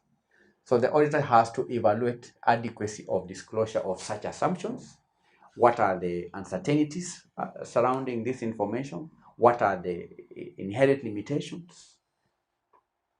Because we are dealing with future outcomes, assessment of future outcomes. PFIs are developed like things like budgets, projections, forecasts. They are developed based on certain assumptions. So when the auditor carries out an examination, then he's to evaluate the adequacy of disclosures of these assumptions, the limitations, and so on. And that includes assessing whether the disclosures provide users with the sufficient information to understand the basis for prospective financial information and the key factors that may impact its reliability. Evaluate adequacy of disclosures. Another objective is to assess the reliability and completeness of supporting documents. When preparing budgets, when preparing forecasts, when preparing prospective financial information, then there are supporting documents that the management may rely on. And here, the auditor will aim to verify the reliability and also the completeness of the supporting documents that are used in preparing the PFIs. and that involves examining the underlying data, examining the models, examining the calculations, and also other parameters in order to ensure the accuracy, their completeness, and also integrity of such tools. That is objective number 4, assessing reliability and completeness of supporting documentation. The 5th objective is the consideration of independence and objectivity. Consideration of independence and objectivity. Now here the auditor must maintain independence and objectivity throughout the examination process, and that includes assessing any potential threats to independence, any potential threats to objectivity, and also taking appropriate measures to mitigate or to eliminate such threats to ensure the integrity and credibility of the examination. So these are 5 points, objectives when undertaking PFI, examination of PFI. So I repeat to help you understand that PFIs, these are financial data like budgets, and companies may be forced to prepare such information for users like banks. The bank may want to know what are the forecasts of a company in terms of cash flows before they lend money to a company. So when the business prepares budgets, before the bank relies on such budgets and forecasts, the auditor may be called upon to audit the prospective financial information and give an opinion. So when auditing, the question is, what describe the auditor's objective when undertaking an examination of prospective financial information. So when auditing, the auditor is to check or evaluate the reasonableness and the consistency of assumptions and methodology that are used in the preparation of the PFIs. Number 2 is to assess compliance with applicable framework. Number 3, the auditor evaluates the adequacy and disclosure. Number 4, assesses the reliability and completeness of supporting documentation. And lastly, he considers his independence and objectivity. These are 5 objectives. Candidates were required to give just 3. I've given 5. Any 3 here would earn you 3 marks. Then another part of this question is describe the auditor's objectives when undertaking a financial due diligence assignment. Financial due diligence assignment. Roman 2. Financial due diligence assignment. Now, candidates, for the sake of knowledge, in part 1, another objective for carrying out examination of PFI, another obvious objective is to communicate findings. The objective of carrying out PFI is to communicate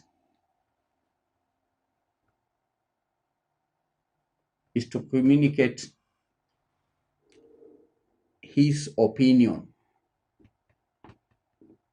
The auditor does not just carry out audit of PFI. The key objective here is to communicate his opinion or to communicate his findings after carrying out an examination of the PFI.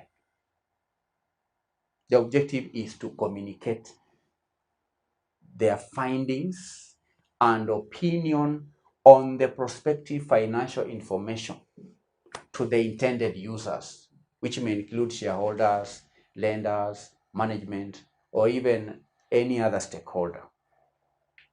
And the report, this opinion is contained in a report, in an audit report, which is a special report.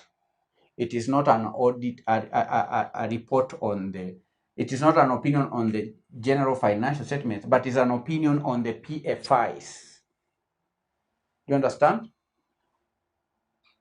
The auditor's report should clearly state the scope of the examination, the basis for their opinion, and also any material findings or limitations identified during the examination of the PFI. So that is sixth objective. Now let's move on to financial due diligence assignment. This is also an auditor's assignment. An auditor may carry out an assignment we are calling financial due diligence. But before we answer this question, candidates, what is a financial due diligence? What is a financial due diligence assignment? That's the question. This is basically a comprehensive review and analysis that is conducted by a professional firm, such as an accounting or consulting firm, to evaluate the financial and operational aspects of a company. So it is a thorough examination, comprehensive examination of the financials of a company. And this assignment is typically performed in the context of mergers and acquisitions.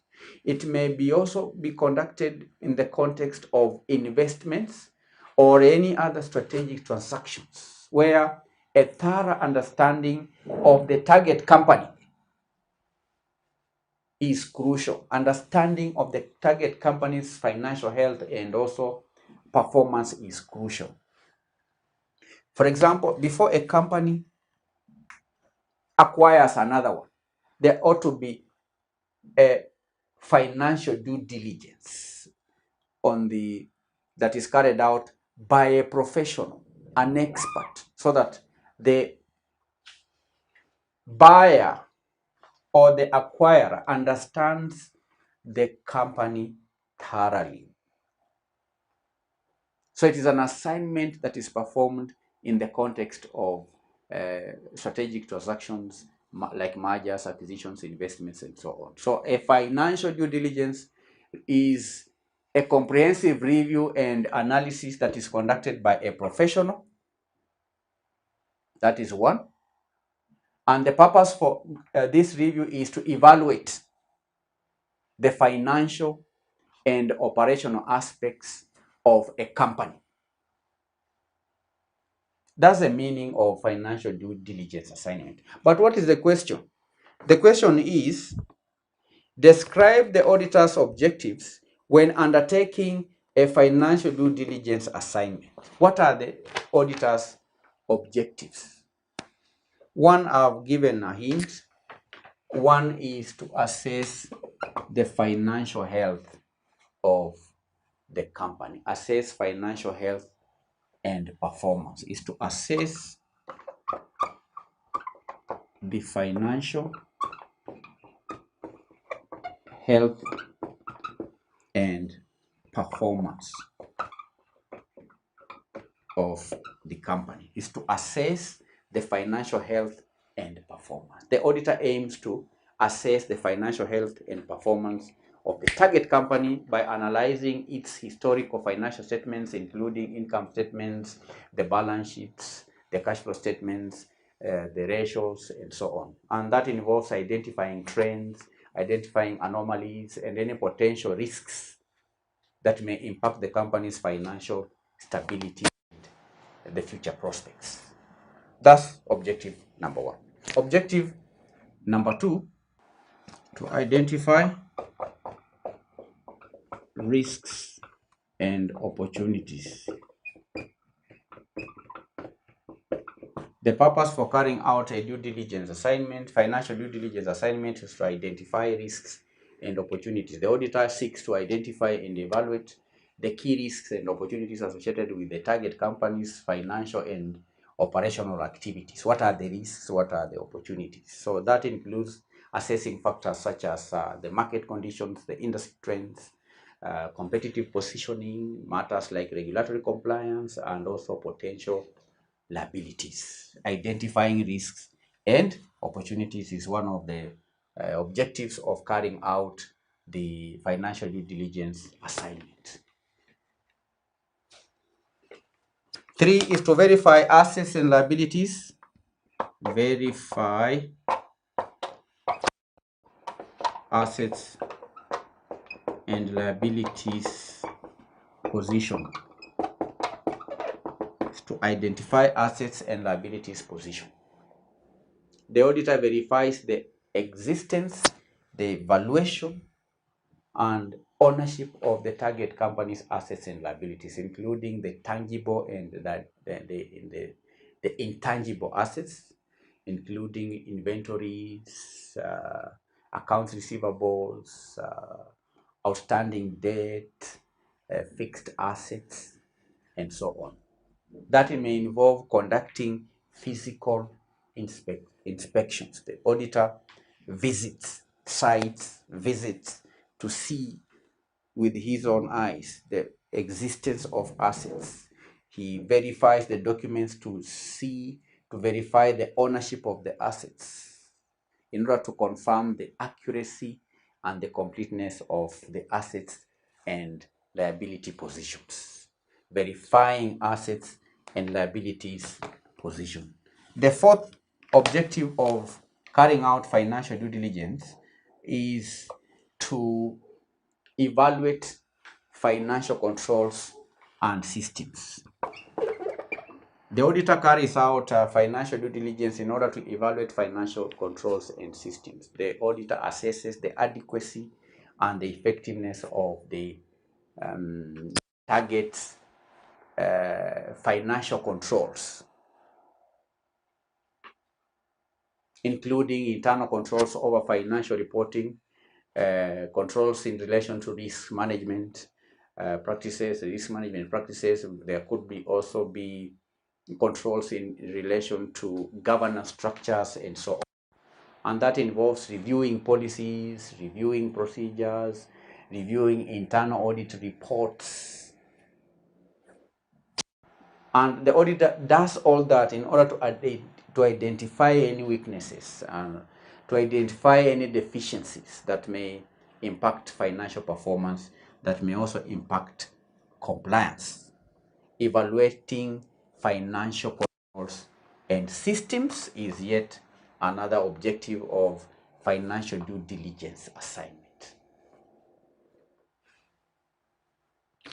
5 is to assess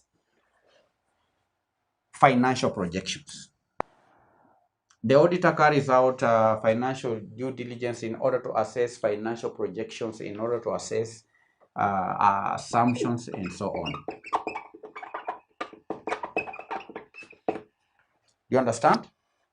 To assess financial projections and assumptions. The auditor evaluates the reasonableness and also the reliability of the target company's financial projections and also assumptions, including revenue forecasts, expense projections, including things like capital expenditure items, projections, and so on. And that involves scrutinizing the underlying data, scrutinizing the methodologies, scrutinizing the key assumptions used in preparing projections in order to assess their accuracy and also their validity. Assessing financial projections and assumptions. That is the fifth objective. 6, lastly, is to provide recommendations and strategies. Another objective for carrying out financial due diligence is to provide recommendations and strategies. And these strategies could be mitigation strategies. Now, based on the findings of the due diligence review.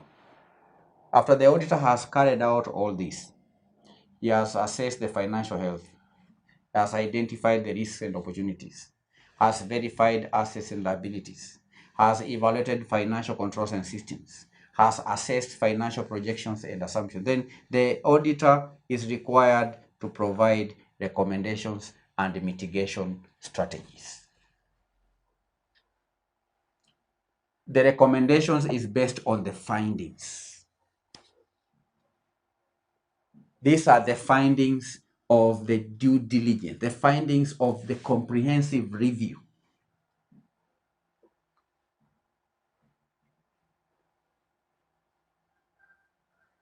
And these recommendations are made by the auditor to the acquiring company or to the strategic planners or to the investing party. Before you make a major strategic investment, you need to carry out a due diligence. So these recommendations are made to these parties who require this comprehensive review. And that may include identifying areas for improvement. The recommendations may identify areas for improvement for the company. The recommendation may also include the potential synergies, risk mitigation measures. The recommendations may include valuation adjustments in order to inform decision making and also negotiation processes. So the last objective of financial due diligence is to provide recommendations and strategies. Candidates were to give just 3. I've given you 6 objectives. 1 is assess the financial health and performance. Number 2, identify risks and opportunities. Number 3, verify assets and liabilities. Number 4, evaluate financial controls and systems. Number 5 is to assess financial projections and assumptions. Then lastly is to provide recommendations and mitigation strategies.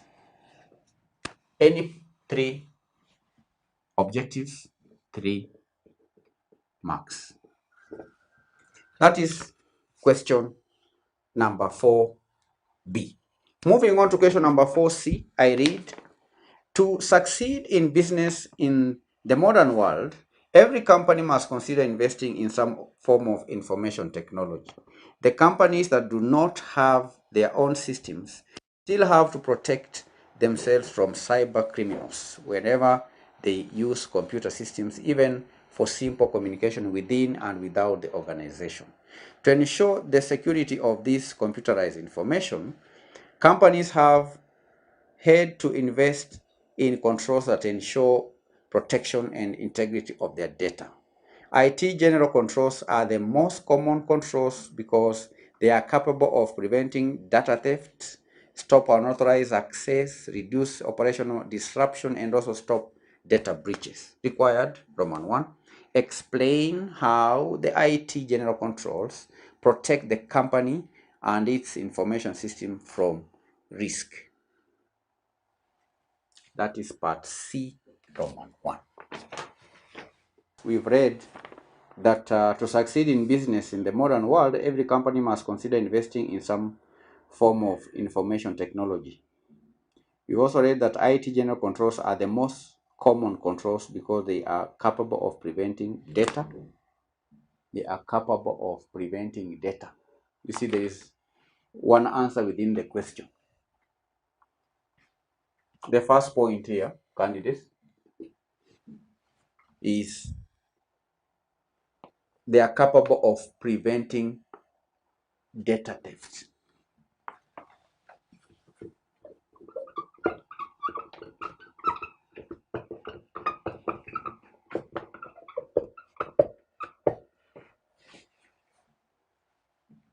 How general controls protect the company from this? One way is preventing data theft. The answer is given there in the question.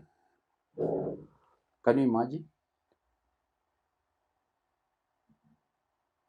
The IT controls candidates we've read play a crucial role in protecting the company and its information systems from various risks by establishing a framework of security measures and protocols. So one way in which general controls protect the company is preventing data theft. IT general controls include measures such as access controls, encryption, authentication mechanisms to prevent unauthorized access to sensitive data. And by limiting access to only authorized personnel and by implementing encryption techniques, IT general controls help protect against data theft by malicious insiders or even by external hackers. That is number one. The second way, we are discussing how general controls protect the company, and the second way, again, candidates, there is an answer after preventing data theft. Number two, we have stopping unauthorized access. So you can see these were just free marks. So it's important, as I told you earlier, to read the question carefully. Because you see here, the examiner asked a question, then the answers can be picked directly from the question. Within the question lies the answers. So the first one is preventing data theft. The second point here is stopping unauthorized access. This is another free mark. IT general controls include authentication mechanisms such as passwords, biometrics, multi-factor authentication. All that is put in place to verify the identity of users accessing the system. So before accessing the system, the system may require members to identify themselves. Authentication measures, multi-factor authentication measures, passwords, biometrics, and so on.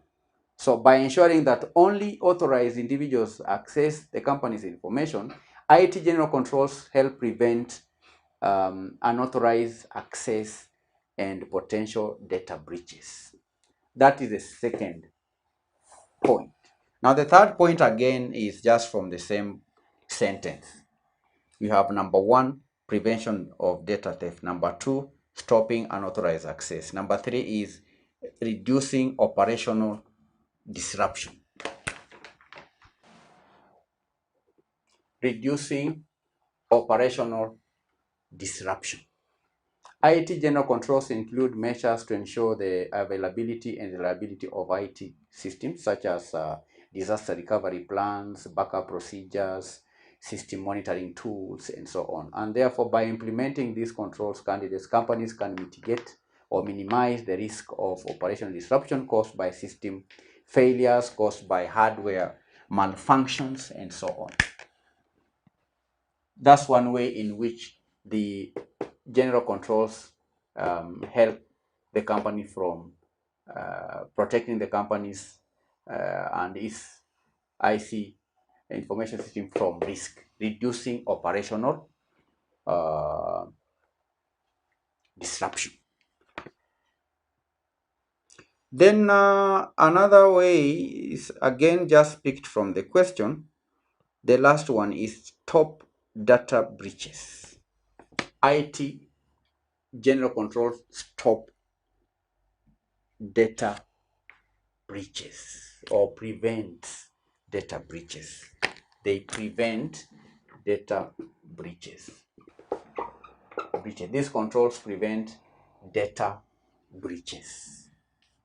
IT general controls include monitoring and logging mechanisms in order to track user activities, in order to detect suspicious behavior, and also identify potential security incidents. And by continuously monitoring IT systems for anomalies and unauthorized activities, IT general controls help detect and prevent data breaches before they escalate, thereby safeguarding the confidentiality, the integrity, and the availability of the company's data. So these are 4 ways in which the general controls protect the company,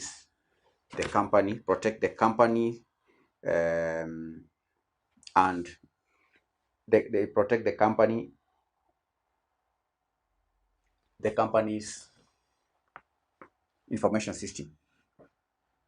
So you can see candidates, every exam may just have free marks for everyone. These are 4 free marks. Then part B of the question, the second part of the question reads, explain the best practice for implementing IT general controls. So these are 4 ways. 1, preventing data theft. 2, stopping unauthorized access. 3, reducing operational disruption. 4, prevents data breaches. It's 4 marks.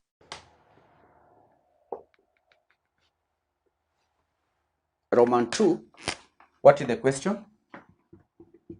Roman 2, the question is on best practice for implementing IT controls. The best practice for implementing IT controls. That's the question. IT general controls. Let me be specific. IT general controls. Best practice for implementing IT general controls. That's the question. Now, when implementing IT general controls, it's important to carry out what we call risk assessment. Risk assessment is a best practice. 1, risk assessment. Risk assessment is a best practice. The company should conduct a comprehensive risk assessment to identify potential threats, to identify potential vulnerabilities to the company's information system. And that involves assessing the likelihood, assessing the impact of various risks such as unauthorized access, data breaches, or even system failures. First of all, carry out risk assessment. Then number 2, establish clear policies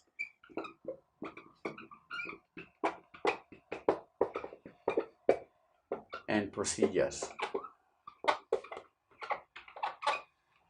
Establish clear policies and procedures. These are procedures that govern the use of IT systems, including access control policies, password management policies, data encryption policies, and so on. So the company should ensure that employees are trained on these policies and understand their responsibilities for maintaining IT security. That is our best practice. Establishing clear policies and procedures. 3, implement access controls. Implementing access controls is a best practice. The company should implement robust access controls to restrict access to sensitive data and also access to systems. There ought to be restriction, and the restriction should be only to authorized users, and that includes user authentication mechanisms, the role-based access controls, and the least privilege principles. That will help to limit access rights based on job roles and responsibilities. Training is yet another best practice, and this training is in regard to security awareness. Security awareness training.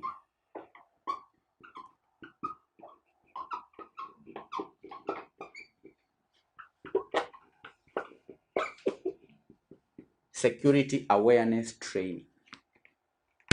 The company ought to provide regular security awareness training to employees to educate them about the common cyber threats, the phishing scams, and best practices for maintaining IT You understand? Security awareness training is a best practice. 5, regular monitoring is a best practice.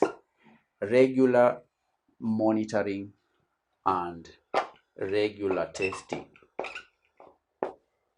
Regular monitoring and regular testing. The company should implement continuous monitoring and testing of IT systems to detect vulnerabilities, security weaknesses, compliance gaps, and so on. The company ought to conduct regular penetration testing, vulnerability, scamming, security audits. That should be done to identify and remediate security issues promptly or proactively. 6, we are discussing best practices for implementing IT general control. The 6th best practice is developing a comprehensive incident response plan. Incident response plan. Develop an incident response plan. A comprehensive incident response plan in order to guide the company's response to security incidences, the data breaches, the company's response to cyber attacks, and so on. So these are some of the best practices. So the company should define roles and responsibilities to establish communication protocols, and also outline steps for containing, mitigating, and recovering from security incidents. That is in relation to incidents. There ought to be a plan on how to recover from security incidents. You understand? So these are best practices. 1, risk assessment. 2, establish clear policies and procedures. 3, implement access controls. 4, have security awareness training, regular security awareness training. Then there is regular monitoring and testing and incident response plan. So candidates, by following these best practices, companies can effectively implement IT general controls to protect the information systems from risks and ensure their security, integrity, and availability of the company's data. So these are 4 best candidates were to give 4. I've given you 6. Any 4 would earn here 4 marks. So thank you for attending the lesson. We've done question number 3 that was tested in December 2020. We've done question number 4 that was tested in December 2023. The subject is advanced auditing and assurance. I urge you to attempt question number 5, because that is the question we are going to do in our next session. Do the question on your own. Then when we meet, you can check your answers vis-a-vis what I'll provide here on the board. Thank you. God bless you. Bye.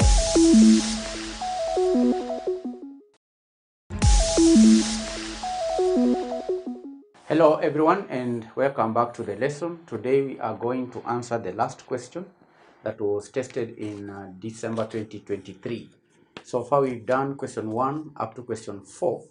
Today we attempt the last question, which is in 2 parts, part A and part B. Part A reads, highlight 6 reasons why it is necessary to make adjustments to accounts at the end of the accounting year. 6 reasons. Reasons why it is necessary to make adjustments to the accounts at the end of the accounting period or the accounting year. Why is it necessary to make adjustments to the financial statements at the end of the accounting year? Candidates, there are various reasons why it is necessary to make adjustments to accounts at the end of the accounting year. The first reason is the matching principle.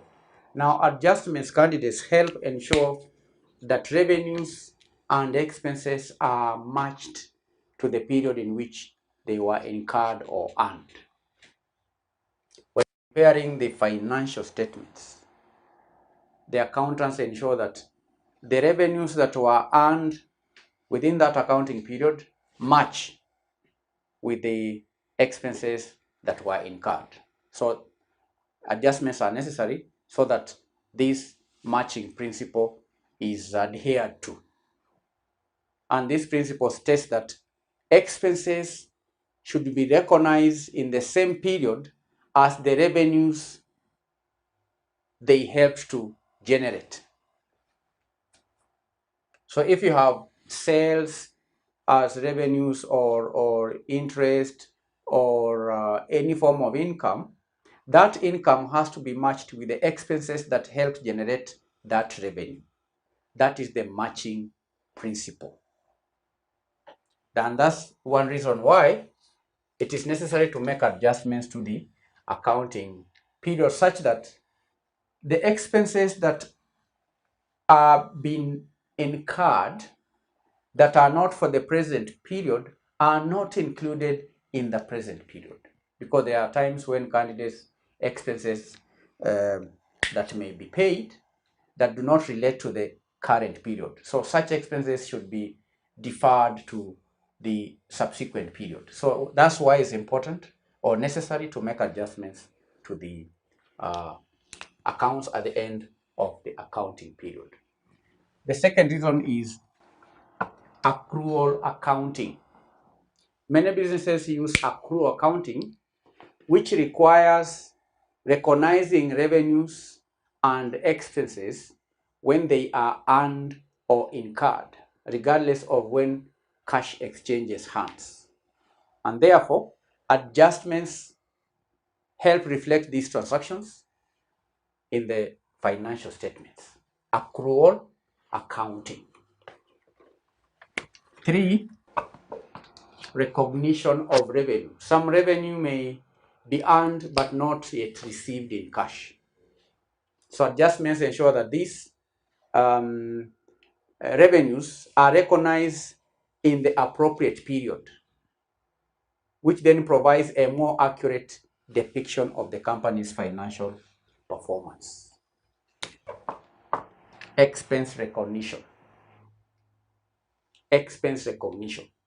Now, similarly, candidates, certain expenses may be incurred but not yet paid. Some expenses may be incurred but not yet paid. For example, a company may use premises for the landlord without paying. Or a company may use the services of employees but fail to pay salaries and wages. So those are expenses that are incurred but not yet paid. So adjustments ensure that such expenses are recognized in the period they contribute to generating revenue and therefore improving the accuracy of the financial reporting. 5, accurate financial reporting. Now, adjustments ensure that financial statements present a true and fair view of the company's financial position and also the company's financial performance. And therefore, without adjustments, certain income or expenses may be understated or they may be overstated, leading to misleading financial statements. And therefore, it's important or necessary to make adjustments to the accounts so that the accounts portray a true and accurate financial position of the organization. 6, compliance with accounting standards. Now, many accounting standards and regulations require adjustments to be made at the end of the financial period and ensure that there is compliance, and therefore following these standards is essential for maintaining transparency, maintaining credibility in financial reporting. So adjustments may be made because there are certain transactions that are meant to be made in compliance with accounting standards. There's also tax compliance. Tax compliance. Tax compliance. Adjustments may also be made in order to comply with the taxation laws. And tax regulations often differ from accounting standards, and therefore adjustments may be required to reconcile the differences between the financial reporting and tax reporting. You are aware of the preparation of the income statements for tax purposes. The accounting that is necessary for reporting may be different from accounting for taxation purposes. So adjustments may also be necessary for tax compliance purposes. So adjustments may be made to the accounts at the end of the accounting year in order to comply with tax regulations. So these are some of the reasons why it is necessary to make adjustments to the accounts at the end of the accounting period. And in summary candidates, making adjustments to accounts at the end of the accounting year is essential for ensuring accuracy, ensuring compliance, and also transparency in the financial reporting, which ultimately supports better decision making and the shareholders' trust, stakeholders' trust. So that is part A of that question. Part B of the question reads, the following are the financial statements of Utajiri Limited for the 2 years ended 30th September 2022 and September 2023. So we have the statement of profit or loss for the year ended 30th September. We have records for the 2 years in separate columns. Then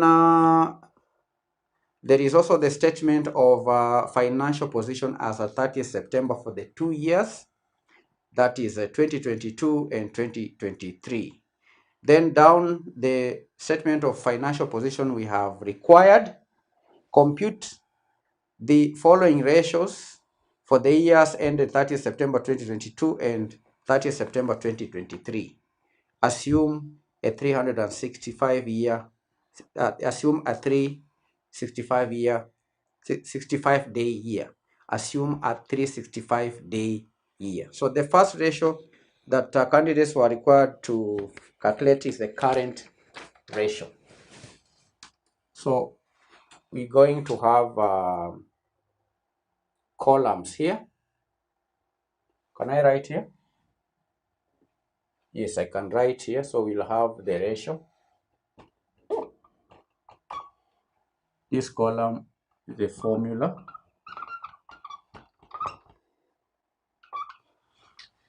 Then the year 2022 and the year 2023. So the first formula is the current ratio. The formula for current ratio is current assets over current liabilities.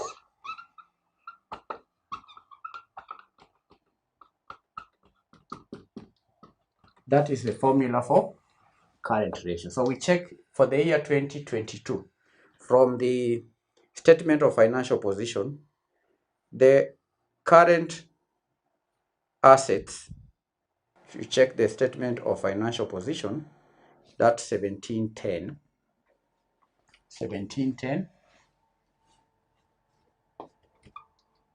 divide by the current liabilities. Down there, current liabilities, you have tax payable, trade payables, and proposed dividends. That is 745. 745. So when we divide this, we get the current ratio for the year 2022, 2.3. 2.3 is the current ratio for the year 2022. Now, how about 2023? 2023, we have current assets 2195, current liabilities 610. So we divide 3.6. 3.6 times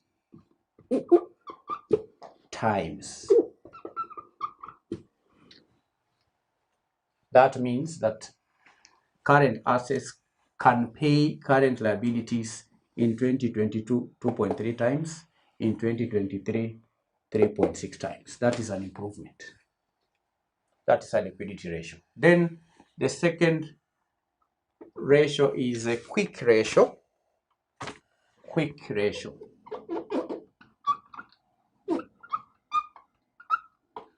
Quick ratio is equal to current assets minus inventory, total current assets minus inventory, divide current liabilities.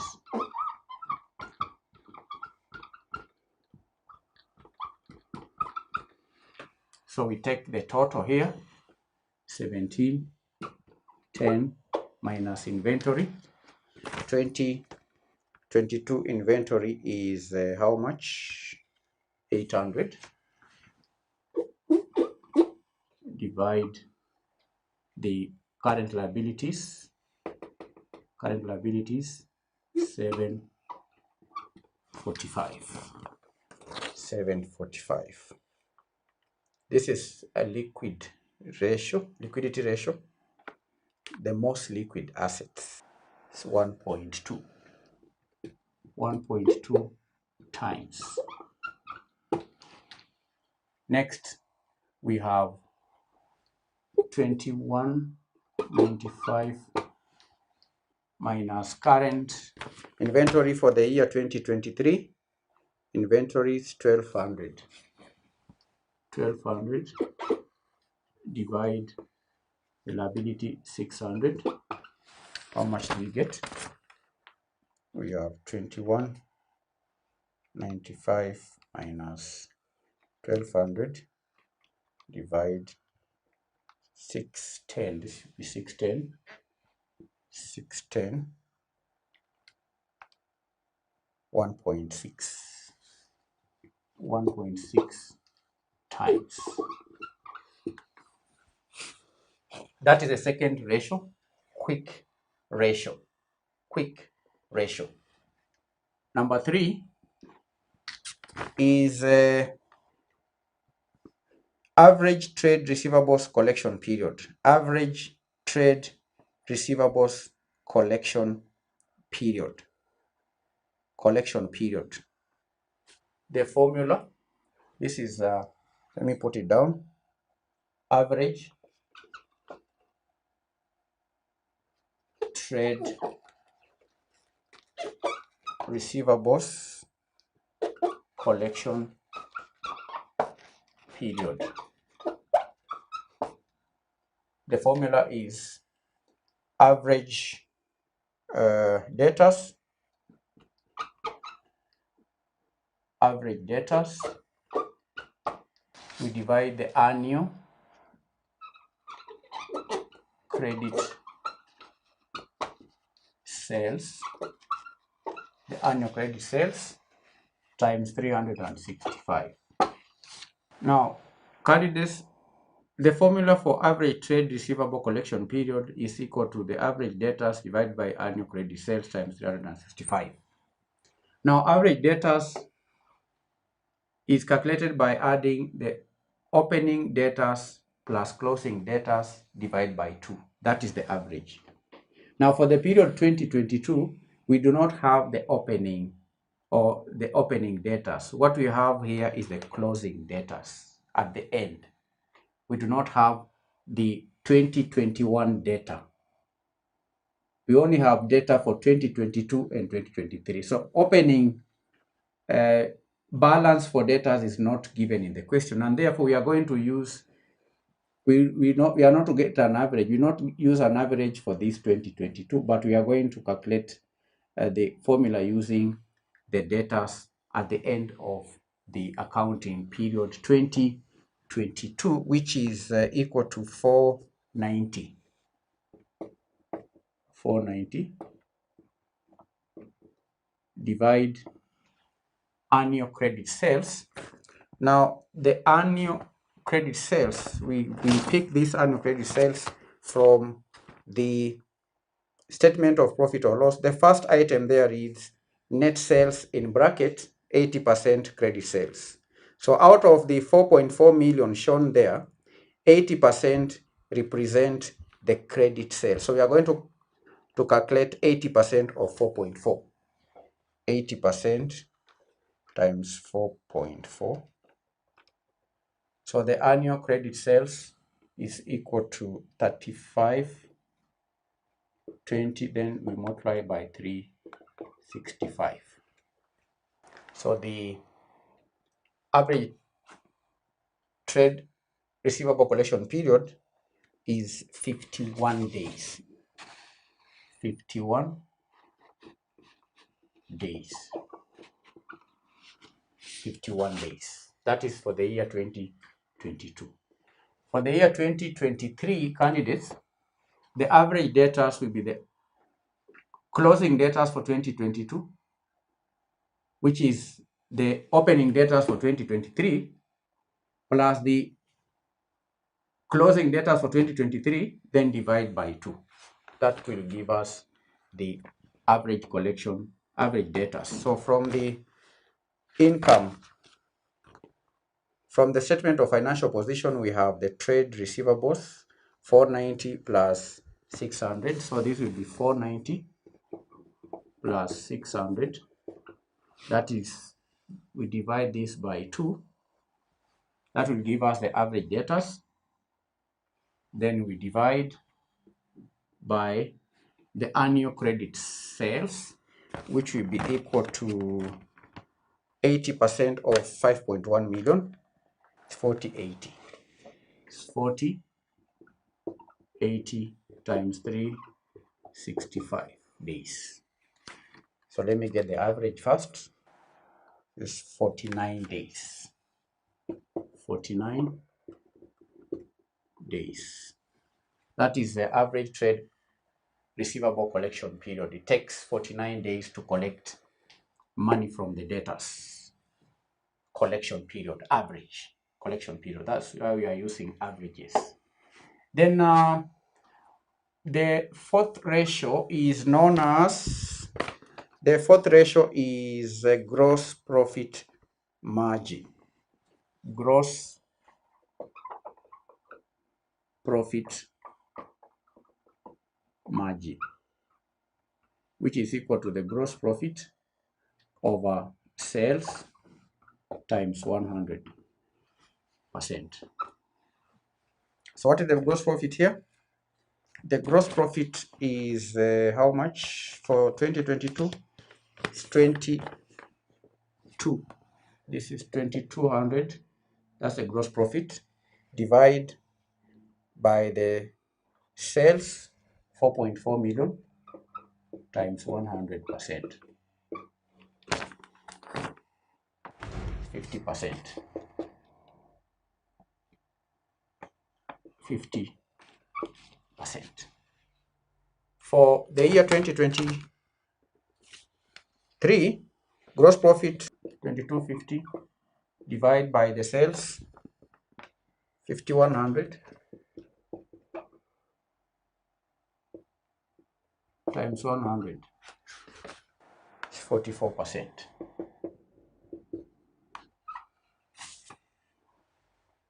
That is the gross profit margin. Next is the interest cover. 5, interest cover. Interest cover.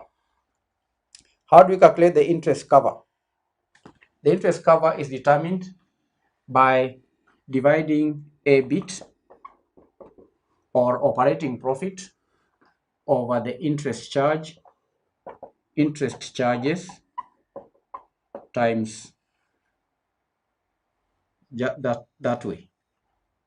It's not a percentage, but that is the formula. EBIT, earnings before interest and tax, or operating profit divided by the interest charges.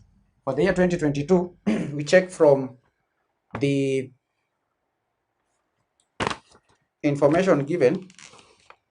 Interest charges, we have the interest expense there of 45, just below the net profit before interest and tax. We have the interest charge, which is 45, and the operating earnings before interest and tax. Earnings before interest and tax,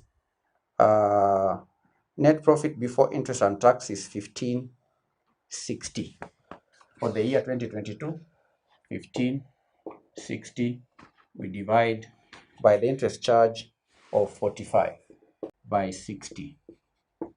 1340 divided by 60. 1340 divide 60. 23 times stronger. The EBIT is 23 times stronger than the interest charges. That means that interest charges can be paid out of these earnings 23 times for the year 2023. That is interest cover. The next ratio is ROCE, return on capital employed. Return on capital employed. Number 6, return on capital employed. ROCE, return on capital employed.